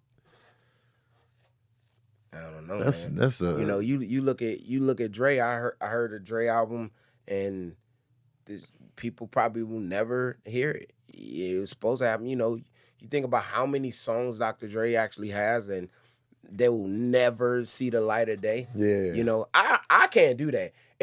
First of all, I don't just have access to a studio for free anyway, you know, and so everything is like intentionality for me. Yeah. So if I'm going to make a song, it's going to be laid and it's going on somewhere. Right. It's going on some project, it's not just straight going bars to be sitting or out here something. in the It show. ain't just out there. And let me ask you this, for those that don't know, you're independent. Yeah. Fully. Yeah. So I looked at your label and it says Kennedy Entertainment. Kennedy Entertainment. So I'm just like, yo, he's independent. You own Kennedy Entertainment. So you fully fund all of this yourself. Yes, I spent all my acting money to be a rapper on this. And so that lets you know, like, yo, this is, the acting's great and all. Yeah. But this is, my music is my everything. Because look, me acting, I didn't make U-Turn. I didn't write that. Right. You know, like I'm playing a role. Right. But my music is me. It's from my heart. It's Right. from my everything. So I put everything that I have into it. And like I said, I don't like go to strip clubs and blow money on them. Like I don't do any of that stuff, but I just put back into myself. Yeah. You know, and I try and do it on a high level. You know, so like if you look at my videos are all like, I don't have somebody just out there shooting something or whatever. Right. Like my videos are stellar. Like, you know what I'm saying? And I have a lot of them. Yeah. Like most you got rappers, mad videos. yeah, I got so many, like, you know what I'm saying? Most rappers, you might get a video on the album, you might not. Right. You know, but me, half my project will have videos attached to them because fully funded by you. There's no Fully record funded by label covering the bill. There's no advance. there's nothing. Like I'm distributed through Empire, but they don't help me. Yeah. They just is a conduit for me to get my just to put it up on these platforms. Right. You just need the label for that. Yeah, so I fully fund everything. Yeah. Do you make your money back from the project? Hell no. I spent hundreds of thousands of dollars. Like Torn Page's album cost over $100,000. Damn. And when Royce Of your told me money. that, of my money, Royce told me that for what was it? Was it the Book of Ryan? No. I don't remember what album it was, but he told me that it costed that. And I was like, shit. I was like, hell no. And I turned right around and $100,000 over $100,000. And you are missing that. Along with those albums, I also had the mixtape series, the Straight Bars mixtape series. Right. And though that costs less, it's still expensive because I have dope features on there. Right. Yeah. You got to pay the features. Most of the time. Some of the features I don't have to pay. Like Royce, I don't have to pay. Method Man. Like I think like the Method bigger Man did it on the house? Yeah, because I've been knowing dope. Meth like you know what I'm saying? And so like I guess the bigger the feature it is, like they don't need the money, I guess, so they can do it on a house like that. Yeah. But like if you out here and your only way of surviving is rapping. Come on, man. I just want to get paid. And they know that I'm an actor. They like, man, you come know on, what I mean? man. I see you on the Upshaws, man. Let me get some money for that verse, Yeah. man. Come on, man. You know what I'm saying? Worth it. Damn, man. Fully funded. So this is pure, unadulterated love for the game. Right. This is just. This is And I know that about you because I'm like, yo, despite all the acting that you've done, you still be like, yeah, forget all that. Yeah, I'm a These rapper. bars, man. Yeah, these bars, the albums, the videos, and it shows. Right. Because it's like, yo, that's where it is. It's like, that's how I am with stand-up. It's like, the voiceover's high, yeah. That's stand cute up. and all. Stand up. You know what I mean? So I get it. Yeah, I mean that's how I feel, and you know, and I got a chip on my shoulder, bro, because I've been rapping longer than most of the people that's listening to me been alive. Yeah. You know what I'm saying? I've been rapping before they was even thought about being on this earth. You was 10. I was 10. You 35 years in. That's a long time. That's a long ass time, though. You know what I'm saying? Especially with your audience, because your audience followed you on social media. They came in during Vine, so they were young. They were young. And so they were just like, oh, the dude that makes these videos, he make music now, you know? So it's like, you know, you got the social media presence, you got the movie and TV presence, and then you got the hip hop presence. And it's like, but a lot of people that's just coming in that just saw you from the Vine videos, they be like, wait, you make music? And then I'm sure you struggle with, people like to put people in boxes. Yeah. So it's just like, yeah, we don't want you doing this. Just make some more of the videos you was making, or, you know, just keep acting. Right. And it sucks because, you know, you look at everybody that has ventured out to do multiple things. You look at J-Lo doing acting and music and whatever. You look at we got so many examples now of like people just doing other shit. Like as big as Mark Anthony is musically, that boy can act. Mm-hmm. He'd be like, yo, you know, when he's in the movie, you forget that he's this musical legend. You're like, damn, man, you know what I'm saying? And then, you know, we just got to let people expand and, like, you know, if they want to do, like, if Beyonce want to come out with a dance album, let her do it. Or like even when Drake did it, people was just like, the hell is this? Yeah, let You know what I people mean? grow. Yeah, and mind you, I don't like the Drake album, but I respect the Right. I would never say, yo, Drake, stick to this. I'll just be like, well, that ain't for me on this side. Yeah, but it could be for somebody else. Exactly. Yeah. And No, for you, but so that chip is real, and so like I don't know, I don't know like how I feel like you are like ubiquitously on the internet, but I don't feel like you really are like just looking at everything. So you may miss stuff, but like there's a narrative that's going around because I was doing a radio interview and I was like, I'm the best actor that's rapping right now. And then he was like, oh no, I said no rapper or no actor like can out rap you. Yeah. Is that what you? And then he was like, Pac. Now and then just like impetuously, I was like, he can't. It's just like I'm out. I can't do it. Have fun on the shoot. I was like, he don't rap better than me. Ugh, why did I do that? Oh, you can't say nothing negative. You can't say about nothing. Pac. You can't say nothing they negative. Will eat you alive. Yeah, like if they feel like you are ignoble and you are trying to ignoble. You know what I'm saying? They take it like it's ignominious. When all you being, God damn, man, it's just an onslaught of words now, man. You just in your bag with a now. salvo. God damn, man. No.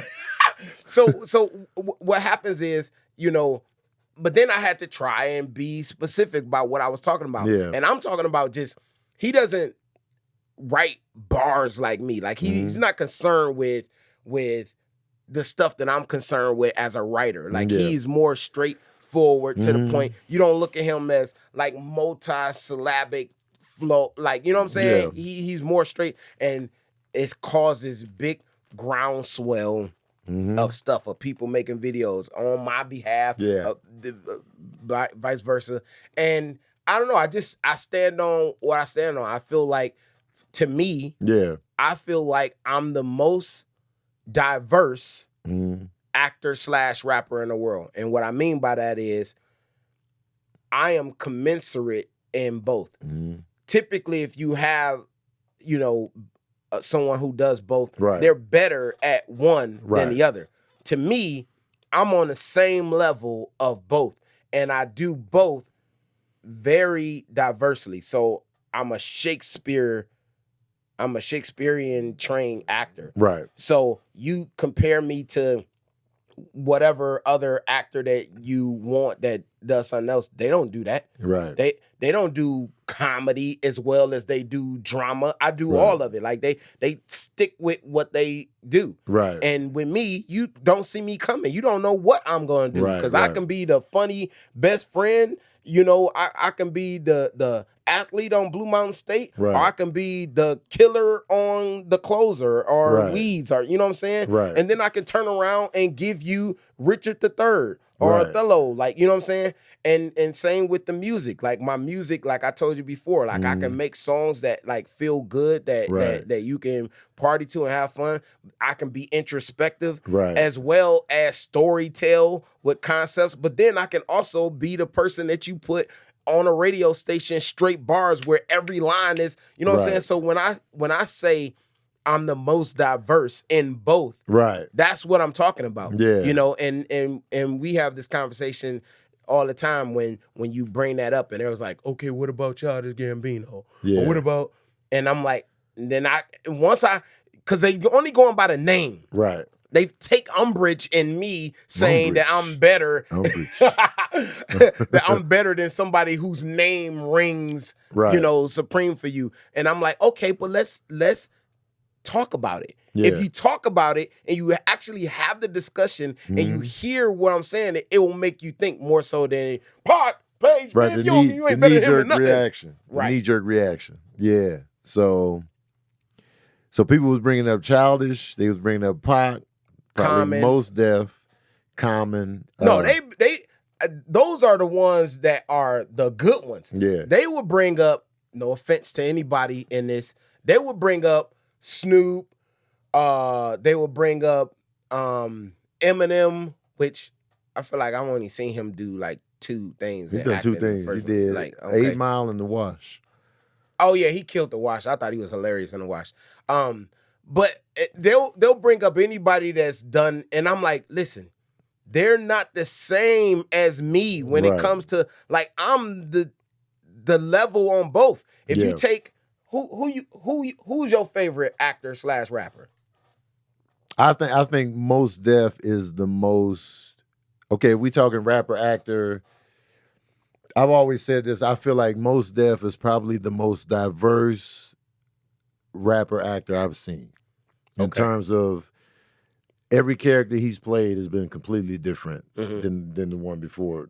Like if you look at his performances, it's just like he's like the Johnny Depp of rapper actors, in my opinion, because he'll just be like, yo, why you got that voice in this movie? It's just totally different throughout. Because most rapper actors, you know, they're the same person throughout the projects. So I would say Mos Def has the most diversity. Okay. In terms of rapper actors. And, you know, I think Black on Both Sides is a classic. Okay.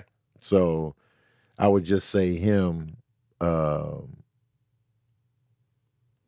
you think he does one better than the other? I think for me, Mos Def's first 2 albums are his strongest.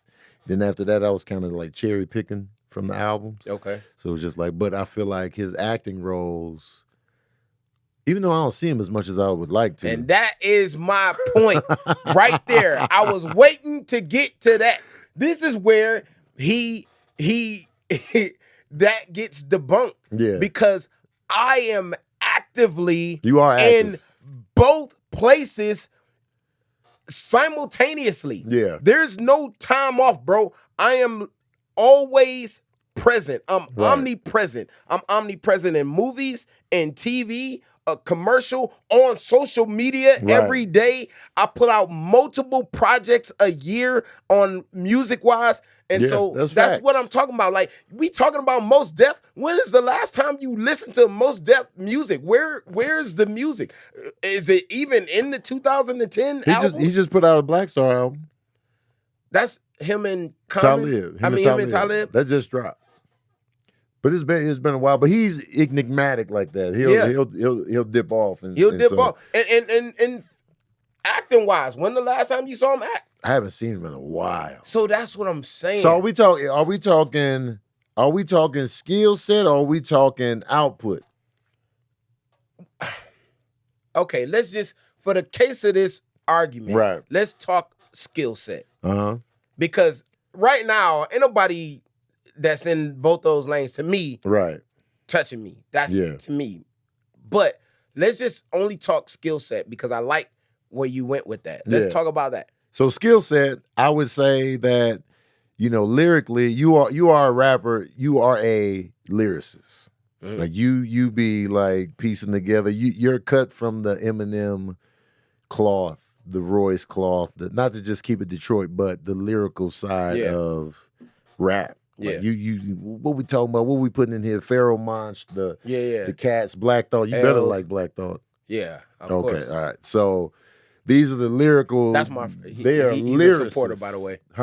Black Thought's a supporter. He was supposed to be on the Straight Bars 4. Tell you something, man. Yeah, he is on the grand finale that I had. He is the so you come from that lyrical cloth of raps. Yeah. So you know when people are from that lyrical cloth, you know it's hard to compare you guys to other MCs that are deemed lesser because you know they might slow it down or they might dumb it down for the audience or whatever you want to call it. So you're from that lyrical side. So it's just like, man, he coming out here with the lyrics, the metaphors, this, that, and the third. Well, y'all just showing out. There'd be tracks where y'all be doing, y'all just showing off. Yeah. Lyrically. It's just like, man, they just, That's what Eminem is now with his career. He just be doing gymnastics. He just be like, man, just give us a straightforward rap, bro. Like, nah, I need a dissertation to understand. Man, he be pulling out the flow chart. And so you're in that realm. Now that everything is blurred in terms of everybody's doing everything now, everybody's acting, everybody's, doing podcasts like Talib. He's doing podcasts now, you know what I'm saying? No strong acting presence, but he's doing podcasts. Common really dove into acting, but then I feel like people started ignoring his music once he became a more, prolific and, successful actor. I feel like the musical projects he puts out, I feel like the people aren't really supporting as a whole like they once were. Yeah, because he dropped last year, right? He dropped the Last year musical was revolution or whatever that was, and it was just like it's just like a smooth, wavy vibe. Yeah, it's like wavy, but it's real like soulful and like, live instruments in there and stuff like that. And it's just like the people aren't really, connecting with it. And so, Queen Latifah she was just like, I'm acting. You know what I mean? It's just like y'all just gonna take this acting work. So I feel like with you're firing on all cylinders in terms of acting roles and the musical output. The only thing you're missing is a classic on your project and the music. In the music and the acting. You need an undeniable classic for people to then be like, you know what?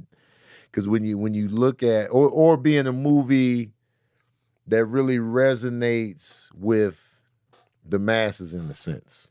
Now, when you say the masses, do you mean like the culture? Because The Meg is over $500 million movie. That's not normal. That's a huge movie. That's international. But is it really resonating with the culture? No, that's what I was asking you. Are you saying the masses like everybody, or are you talking about like I'm talking us? about like, let's say if your role was like Sam Jackson's in Deep Blue Sea. We remember him because of how he died. Jump. It was like, bam, you should, spoiler alert, you survived in the Spoiler Meg. alert, You survived in the Meg. So it's just like, if you were to have a memorable death after you give a soliloquy that or was a monologue. And that was the first time like, we seen that in the middle of a damn monologue. We was pumped up. We was like, yo, we can really do this. And then the shark was like, bam, got your ass. That was classic. So it's like, I feel like you need a classic on the musical side and a classic project, whether it be TV or film, where it's just like, we know you for, because one thing about being diverse, you can get lost in the sauce. Where like, he's doing the comedy, he's doing this and that and the third, and without a role that really resonates with the culture, it's you're gonna be like, man, he in everything. We could talk about the resume, but we need that classic. You don't think Weez is that? Even though that's the thing that stands out to you? Weez stands out for me, but I don't remember the name of your character. Oh. Damn, you don't remember U-Turn? Yeah. Damn. That's the thing. It's like, when you said U-Turn, it's like, oh yeah, it was U-Turn. But it's like, you should have known that. Like you right, said, it'd be like, Avon Barksdale when you talking about Woods and you talk about Barksdale, you talk about Marlo Stansfield, you talk about Stringer Bell. These are like classic characters, so much so that they birthed their career in a sense. Like once Idris did The Wire, he was everywhere. That was it. So I feel like even though you have consistently worked, it still seems like you need that one role that's really just gonna be like your role. It's like, yo, this is forever, even though we don't want to get boxed in like that, you're forever one role. Oh, but we need that forever role. Yeah, what the people call you. What do people call you on the streets? U-Turn, or actually Radon Randall. So you don't know Blue Mountain State. Blue Mountain State, but that is a huge cult classic, and not for black people, right? Typically for like white people, because it's a college comedy, football type, football. So and that spans generations. So I'm mostly known for that. So like, if you look in the comments, like it's gonna be Radon most, and then it's gonna be U-Turn. Got you. So. That is like a classic thing for I think that's what you're missing then. You missing the black side of it. Yeah. That's what's, because once the blacks throw you in the cultural mix, like we all know the white money is good money over there, But as far as black folks, being validated by your people, then everybody. That means a lot. That means a lot. And I don't have that. Yeah. Because if you look, Leprechaun Back to the Hood was like the main black thing I did. But typically, I'm in the white stuff as the black guy. Weeds. Yeah.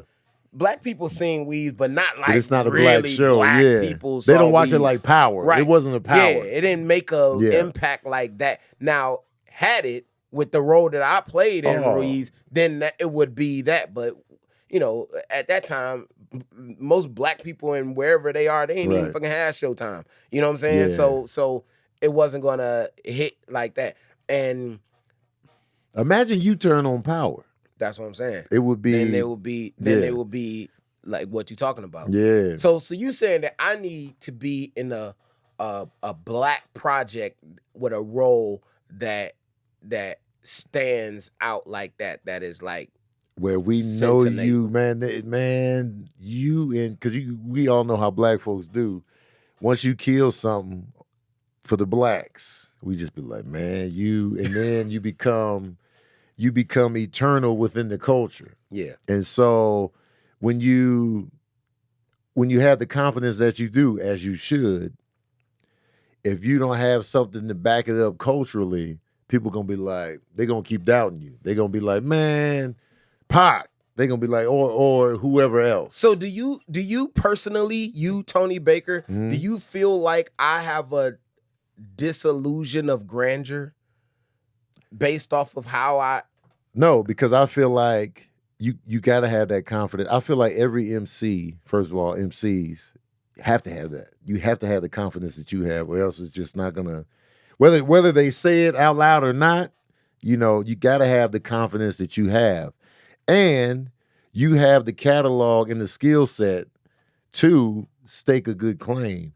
You just need the right projects to make your argument valid to the people, to where they'll be sitting there, instead of knee jerking, they'll be like, well, damn, you know what I'm saying? They'll go into, you know, the classic, because Tupac is the most iconic rapper. He's the ever. logo. If he there was the a logo of hip hop, he would be it. Of just, you know, because he transcends everything. Music is more. It's like what we were saying earlier about him and DMX. They attach to people's soul. Like even when I do my little top, my favorite 25 hip hop albums, when I made that list and Pac wasn't on it, they threw me on the goddamn grill. I was like, man, they filleted you. They threw me on the grill, and they still be making.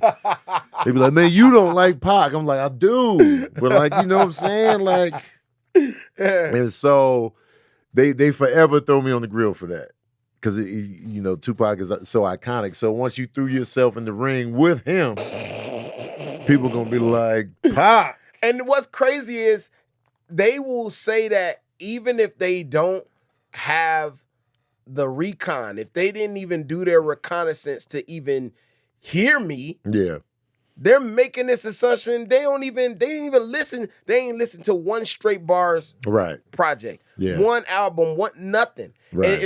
And if they did, they would realize, okay, if they saw the hygiene video, they would be like, oh, okay. Yeah. This is, you know, cause some of them was like, oh, well, you just say a bunch of punchlines that don't mean nothing about. I'm like, yeah, that's one aspect of me. Right. If you saw the hygiene video, you would understand that, like, I am poignant. Right. You got the diversity on the lyrical side, but it's. But you think I'm missing a classic on both sides, and not just a classic, but a classic that resonates with the culture. Yes. You got as a black artist, you got to have something that resonates with the culture. Damn. You got to, in order to be in those kind of conversations where people can like back it up and all that. You got to, because that, you know, when we. So what movie and or album does Mos Def have that resonates with the culture? Not because you know you're like eclectic. I'm in transcend, What does he have that resonates with the culture? Miss Fat Booty really resonates with the culture. That. Yeah, you throw on Miss Fat Booty. What is that? He's got the sample. I can't avoid the sample. Oh, I love now.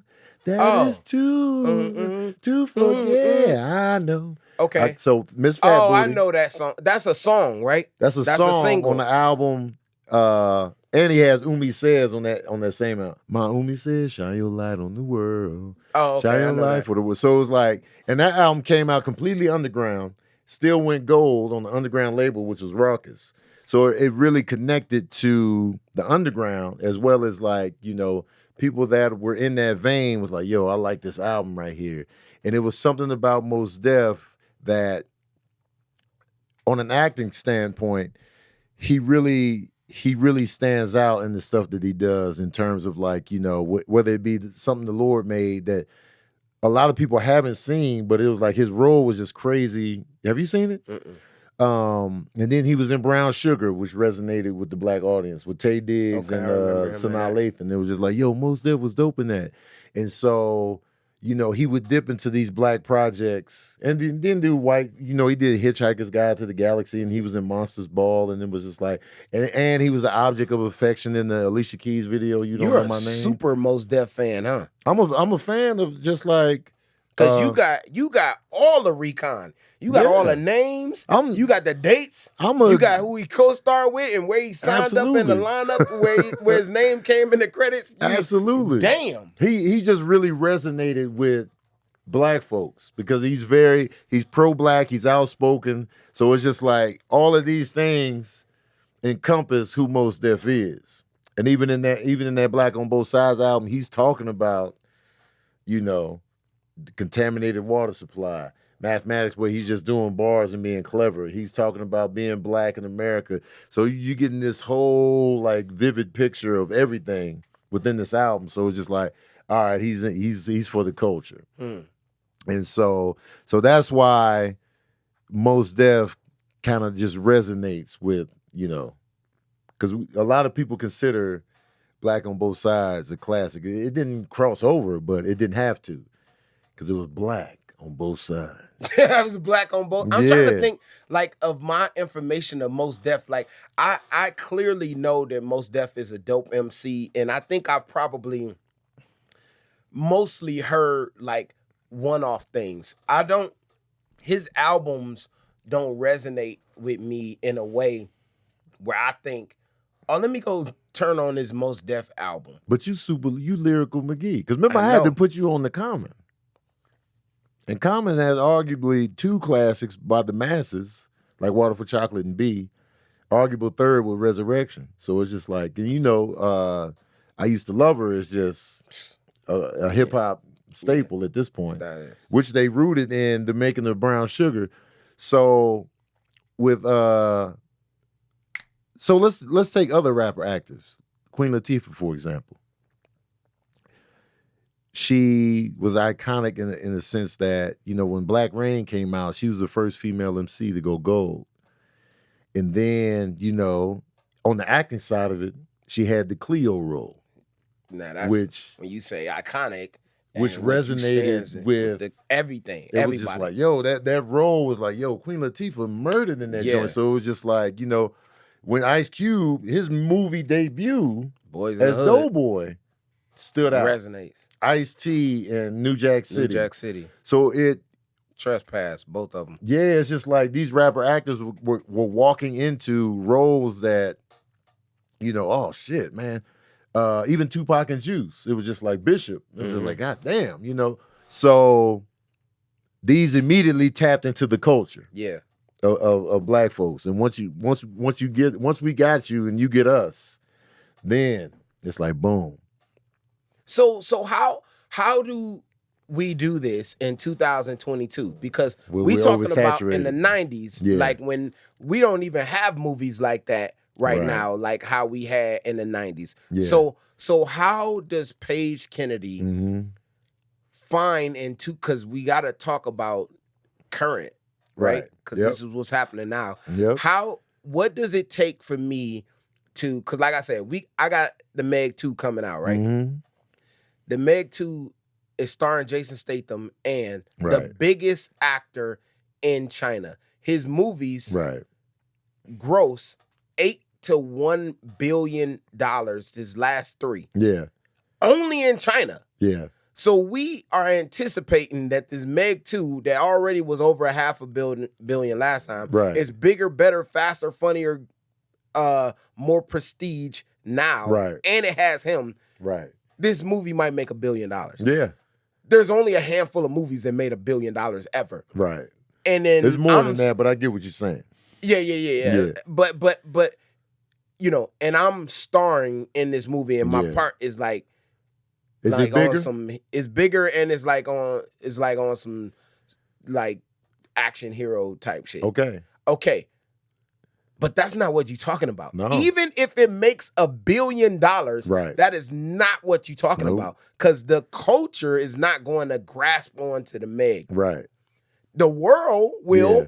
I can go to freaking Australia and they're gonna know me from there. Yeah. But that's not what you're talking about. So what is it that Paige needs to make a cultural stamp in 2022 when it's shit everywhere? Yeah.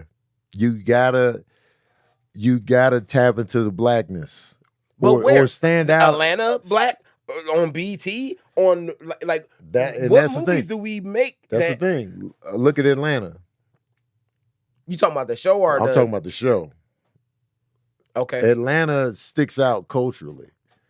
You know what I'm saying? Even though the numbers may not be crazy, you know, as far as ratings, but black folks, we talk about Atlanta. Mm-hmm. Like, yo, did you see the episode of Atlanta? Oh, you see the Invisible Car in Atlanta? Atlanta's crazy, it's weird, but we like it, we get it. So you need to either, and the tough part is you're being cast in these roles instead of creating. Yeah, I'm not in control. So you just coming in like as you know, as an actor, you know. So you're at the mercy of the script and the producers and all of that. Yeah. So when you come in and you need a role, like let's take for example, Kevin Hart. Even Kevin Hart has movies that don't always resonate with the culture completely. They might do well at the box office, but we might forget about them. Yeah. But he'll come out with something that really resonates, like True Story on Netflix. Did that resonate with the culture? We was all talking about True Story. I mean, I know I was, but I don't. We know black folks, we was all in on True Story. So if you go to Chicago. In the inner city, they talking about. We could be like, yo, you see True Story with Kevin Hart? They'd be like, yo, man, that shit. Okay. It was crazy because not only was it black led, you know, Wesley Snipes and Kevin Hart. Yeah. It was a dope story that had us, we would turn in the page in terms of like, it was episode, we would like, all right, let's just watch one episode and then we're going to chill. Nah, man, put that second episode on. We couldn't stop looking at it. We had to see it through, my boy. So it was like, but it tapped into the culture. You know, it was just like, yo, we got to see this. So it doesn't always equate to, and I was telling Justin Hires this. You know Justin. Yeah. Justin was on a hit TV show for mad seasons, MacGyver. Mm-hmm. He was on there for mad long. And you and Justin both did Rush Hour. You got the role I went out for. Oh, you auditioned Actually, for they had me audition as Carter.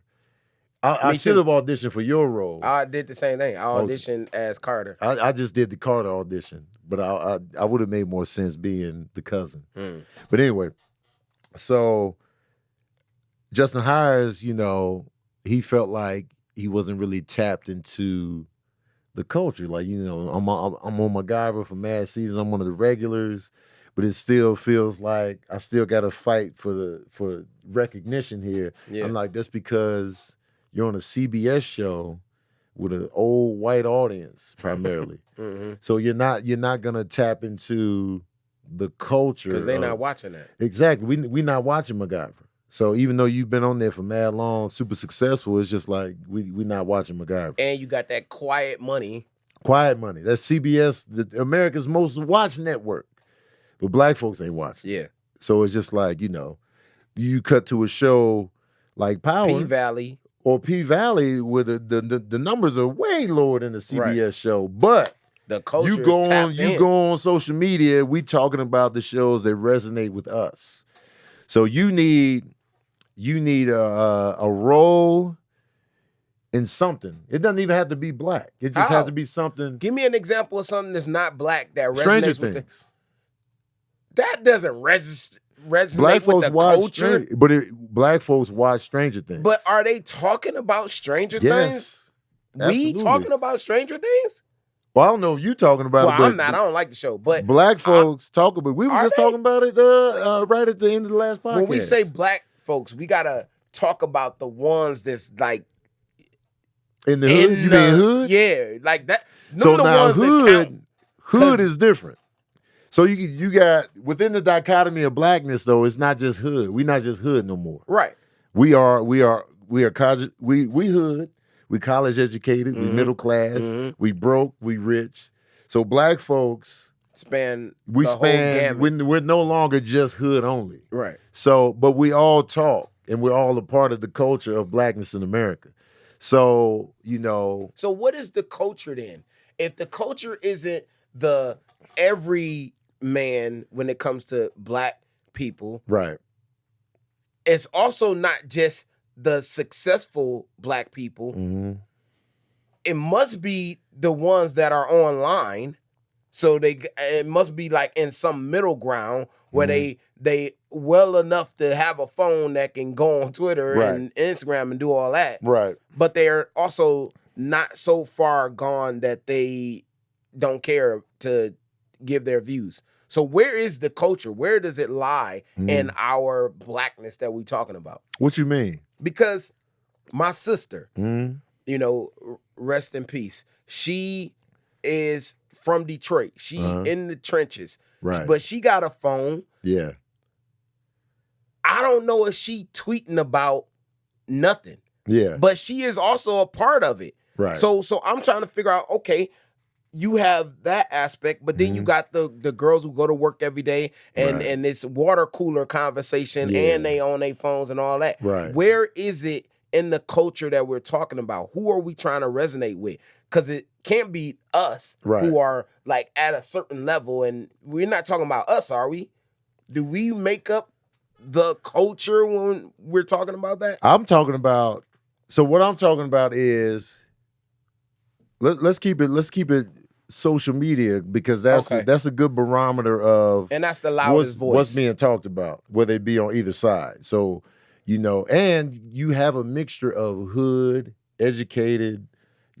Everybody's looking. Everybody's on their phone. Even the hood people. They just like, man, I watch this shit all the time. Yeah. So you gotta tap into. I feel like if you get in the middle of blackness, either side will gravitate towards it. Whether it be super hood or whether it be the super educated off to the side, they're coming together in the middle, and they just be like, yeah, we rocking with this right here. Mm-hmm. And so like a show like Power in the Power universe, you know what I'm saying? You got both sides looking at this show. Yeah. Or, if you tap into something that involves men and women, the universes are colliding. If it's set in a black setting, men and women, it's dealing with relationships, it's dealing with all this kind of stuff. They coming from both sides and they taking it in. So how is it that the shows that are like on BT or Bounce or all of these networks that they have now that they film in Atlanta for cheap, they look a certain way, they certain, like what are those shows called? Like the Sisters or the Tyler Perry umbrella. Like all of that. You gotta take out the Tyler Perry umbrella, and here's why.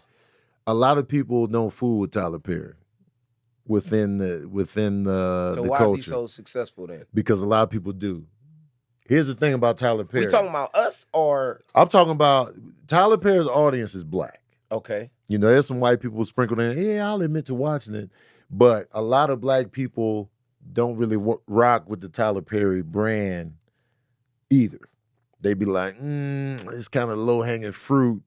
Nah, it's too this, it's too that. So we just be like, all right, I'm one of those people. I'm just like, I respect Tyler Perry and what he's done, and I've seen several of his movies, but I just be like, you know what I'm saying? They don't watching get. It then that makes it so successful? The middle church people.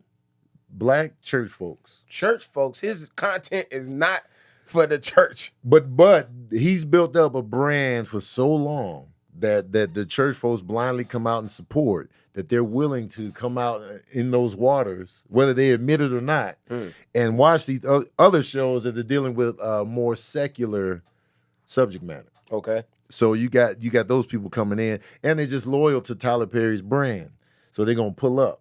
But a lot of people, there's a groundswell of there's more to black creativity than Tyler Perry. So they're out there looking for, other projects and other creators, and that's why Atlanta can flourish, and what I'm saying, this is something different right here. Yeah. Or like shows like that where it's just like, all right, we're getting something new. Because we want black filmmakers to give us something different while saying something else. Like the success of Jordan Peele, for example, which is just like he's saying stuff in his work and in his cause, is creating conversations with everybody, like whites too. They talking about Jordan Peele project. You know what I'm saying? I mean, Jordan Peele is crossed over, so he's crossed you over. don't really look at him like in culture, even though all his stuff is all black. I don't know if. But that's the genius of Get Out, because he's very much in the culture of talking about race in America within that movie. Yeah. And it's just like, and we know that he's going to cast black leads in the type of genre and field where normally we just supporting characters that usually die. Yeah. So you got all this coming in. And so it's tapping into the culture and the conversation of just like, yo, I like these projects right here. As opposed to because Tyler Perry is doing so much so often that he could spread himself too thin. Okay, so let's take Tyler Perry out. Okay. Now, where are we because I'm getting back to all of this is the catalyst to get back to what does Paige Kennedy have to do in 2022 to resonate with the culture, film or television wise, right, when everything is everywhere. Now, TV, okay, you in a BMF, you in a Power universe, even though I feel like that is now so oversaturated that people are not gravitating to all of the powers. Right. But movie wise, what is a movie that gave you a Boys in the Hood, Juice, whatever? What does that now look like that is spawning stars? Spawning stars now, Jordan Peele did it with Get Out. Okay. Atlanta did it with, once Atlanta came out, you saw Lakeith Stanfield and Zazie Beetz and Brian Tyree Henry everywhere. More than him. More than so it's just Childish. And then from Get Out, you got Daniel Kaluuya. Yeah, you see him everywhere. And now he's an Oscar winner. You know what I'm saying? So, and that's from a black themed project from a black filmmaker. And now you got, even on a bigger scale, Black Panther, which was, one of the biggest culturally impacted movies of all time. It was like, we got the Marvel brand behind it, but there was something black about it, from a black filmmaker, from a black city. Yeah. So it had very much, it was black. The culture and that, yeah. And so we were just like, and we're no longer, we don't want just hood shit. We're done with that kind of. We still want a piece of it, but we're also done with that, because it's a lot of black people that are educated in college. We done with the streets. We've done the homies getting shot, even though that's still going on and it's still very real. We also want more. We want the other side of it, which is why a show like Insecure can really resonate with the culture. Yeah, because now we're getting blackness from a woman perspective, and even within the show, you got one woman that's struggling financially and one black woman that's super successful financially, all in one show. Mm-hmm. And they're dating, they're dealing with men, and the men on the show have different lives and different statuses. So now we're getting into a space where, all right, we're not just hood, we're not just dealing with hood shit, and we're not just going to church. Now we're living real lives as blacks, being black and feeling black. And now we're getting into these moments of just, we want to see stuff like this.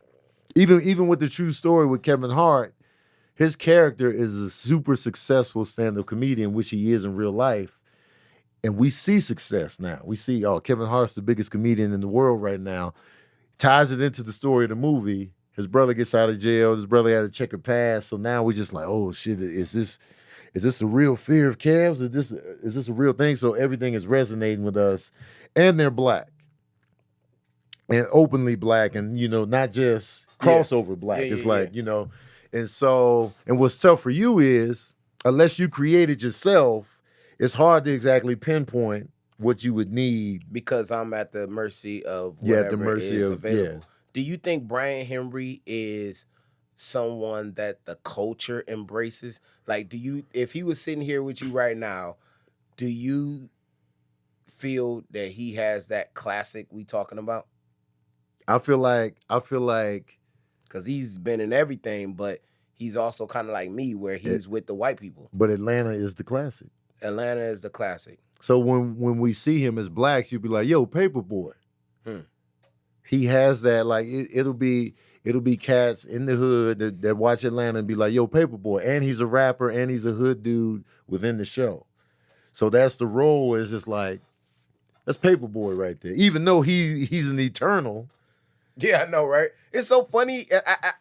I think my favorite role of his is in Atlanta. He's done in everything else. Godzilla, everything. Because he's killing in Atlanta so good that when you see him in the other stuff, it's just like, yo, this dude really has range. Yeah. When you see him be a nerdy dude in Godzilla, and the tech guy in the Eternals, it's just like, yo, he's nothing like Paperboy. Right. But when we see him, it's just like, yo, Paperboy. Yeah. So, it just rolls like that really, resonate with the people. And then that way, that'll get you the cultural stamp. You know what I mean? On the acting tip. Which you're saying that I have to make myself, because it's the chances of me. I feel like you have a really good chance because you book a lot of shit. I know, but I've been doing this, 21 years. I've been on TV and in the movies. It's 2 decades. That's a long time. Because most people have already gone. Right. People that came here with me. Yeah. There's some of us still around, the D Rays, the Tay Diggs, but most of them, they gone already, or it just ain't really happening no more for them. Another example to pause you up real quick. D Ray on Snowfall. People gonna call him Peaches now. Even though D Ray is egregiously underused in Snowfall and does nothing. Absolutely. Like that, you can't, like, to me, that's not a defining, he does nothing on that show. But he's gonna resonate with people because, that's because they seen him there. Yeah, because I didn't even know his name. You saying Peaches, I didn't even know he had a name. Because he been there they said from the jump. Following number 2. Like, But Snowfall's another show that's resonating with the culture. And like Melvin Gregg, for example, they're gonna be like, that was a Man defining Boy. thing. Man Boy is like, stuff like that. Even though Melvin Gregg has been in a lot of shit. Yeah. They're gonna be like, yo, Man Boy. Out. And so that's what's needed for you. Dang. Yeah. Dang. Because even though you was in the Meg and it made all this money, made over $100 million domestically, the culture ain't so much overseas. The culture really wasn't talking about the Meg like that. You know what I mean? So and look, and here's the thing. And I'm one of one. You know that, right? What you mean? So me and LL was the only brothers that survived a shark movie. Right. But I one-upped him. He didn't have a franchise. He didn't have a sequel. You back. I'm back. I'm the only one. Yeah. I'm one of one. Yep. That means something. Even LL, for example. LL has been on a super successful hit TV show for mad long with NCIS Los Angeles. But that's not resonating with the blacks. Right. The blacks is vital. He was closer to resonating with the blacks with the MTV thing, with the, what is it? So you think the lip sync? Oh yeah, lip sync. Yeah, we watched that. And when you think of LL acting, a lot of people gonna go all the way back to N2D. N2D when he was God. Oh yeah. So because it resonated. But Yeah. anyway, I gotta get the hell up out of here because I gotta do this one more show after this. We're gonna have to have you back though, because this is a good time. This was You down great. to come back? Hell yeah, I'm down to come Hell back, yeah, man. you know what I'm saying? I I'm talking enjoy about, you this. feel me? Real quick, tell people where they can find you and what they need to do, what they need to lock in on. You can find me everywhere. I'm at Page Kennedy, Page, like the book. I got new season 2 of the Upshaws on Netflix out right now. I play Duck. And I got album out right now, Front Page. We just cracked 1 million views on Spotify. Oh, hell yeah. Our streams, which is the biggest that I've had this quickly. And all of my projects. And then, next year we got the Meg 2 coming. So Meg 2. Is that a summer? Is they gonna do a summer release? August 4th. Oh, hell yeah. Yeah, this is gonna be The Meg 2. the Meg 2. Once y'all start seeing them trailers, Yeah. they probably gonna come early. It's Same on a director? No. Different director? Yeah, we got a Okay. different director. Who directed the first one? John Turtletub. Oh, okay. He directed National Treasure. Yeah, he did. Okay. And now we got Ben Wheatley. Ben Wheatley, what he? Ben Wheatley, he's a British director. He kind of like does these cult films that do really well and resonate because they're interesting and they're artsy but this movie is yeah. You like it better than the first one? Yeah, because the first one is like the origin story, I guess, and now there's more antagonists in this. Okay. And I have a song that is going to be on the ending Oh. credits called Chomp. Okay. And this song is a beast, bro. Yeah. And hey, that, you know what I'm saying? It might be my biggest song. They using it in the film. Oh, so. hell yeah, man. You gonna have all them Chinese people playing that shit. Yeah, Chomp on this. Yeah, man. Congrats though, bro. Thanks for coming. Man. Thank you, brother. We'll have you on again whenever you're available. Yes, please. We can talk more because we only scratched the surface with you. So yeah, man, we got so much more to get into, man. Hell I appreciate yeah. you having me, and I am chomping at the bit to come back. oh, let's get it, man. You know what I'm saying? I got your number, man. Don't be promising me a good time. All right, y'all. Thanks for tuning in to Verbal Cardio. And shout out to my patron saints in here holding it down. Sorry I didn't get into your questions. We got caught up in the convo. Damn, so they be having questions. they be having questions too. So, I really want to Sabrina get probably into put those the doc next time. in the joint, but you know how I am, man. We be raggedy sometimes. But Yeah, sometimes man, it be bring me dope. back, man, and Hell let's get yeah. to those questions. I really love those. For sure. All right, y'all. We out.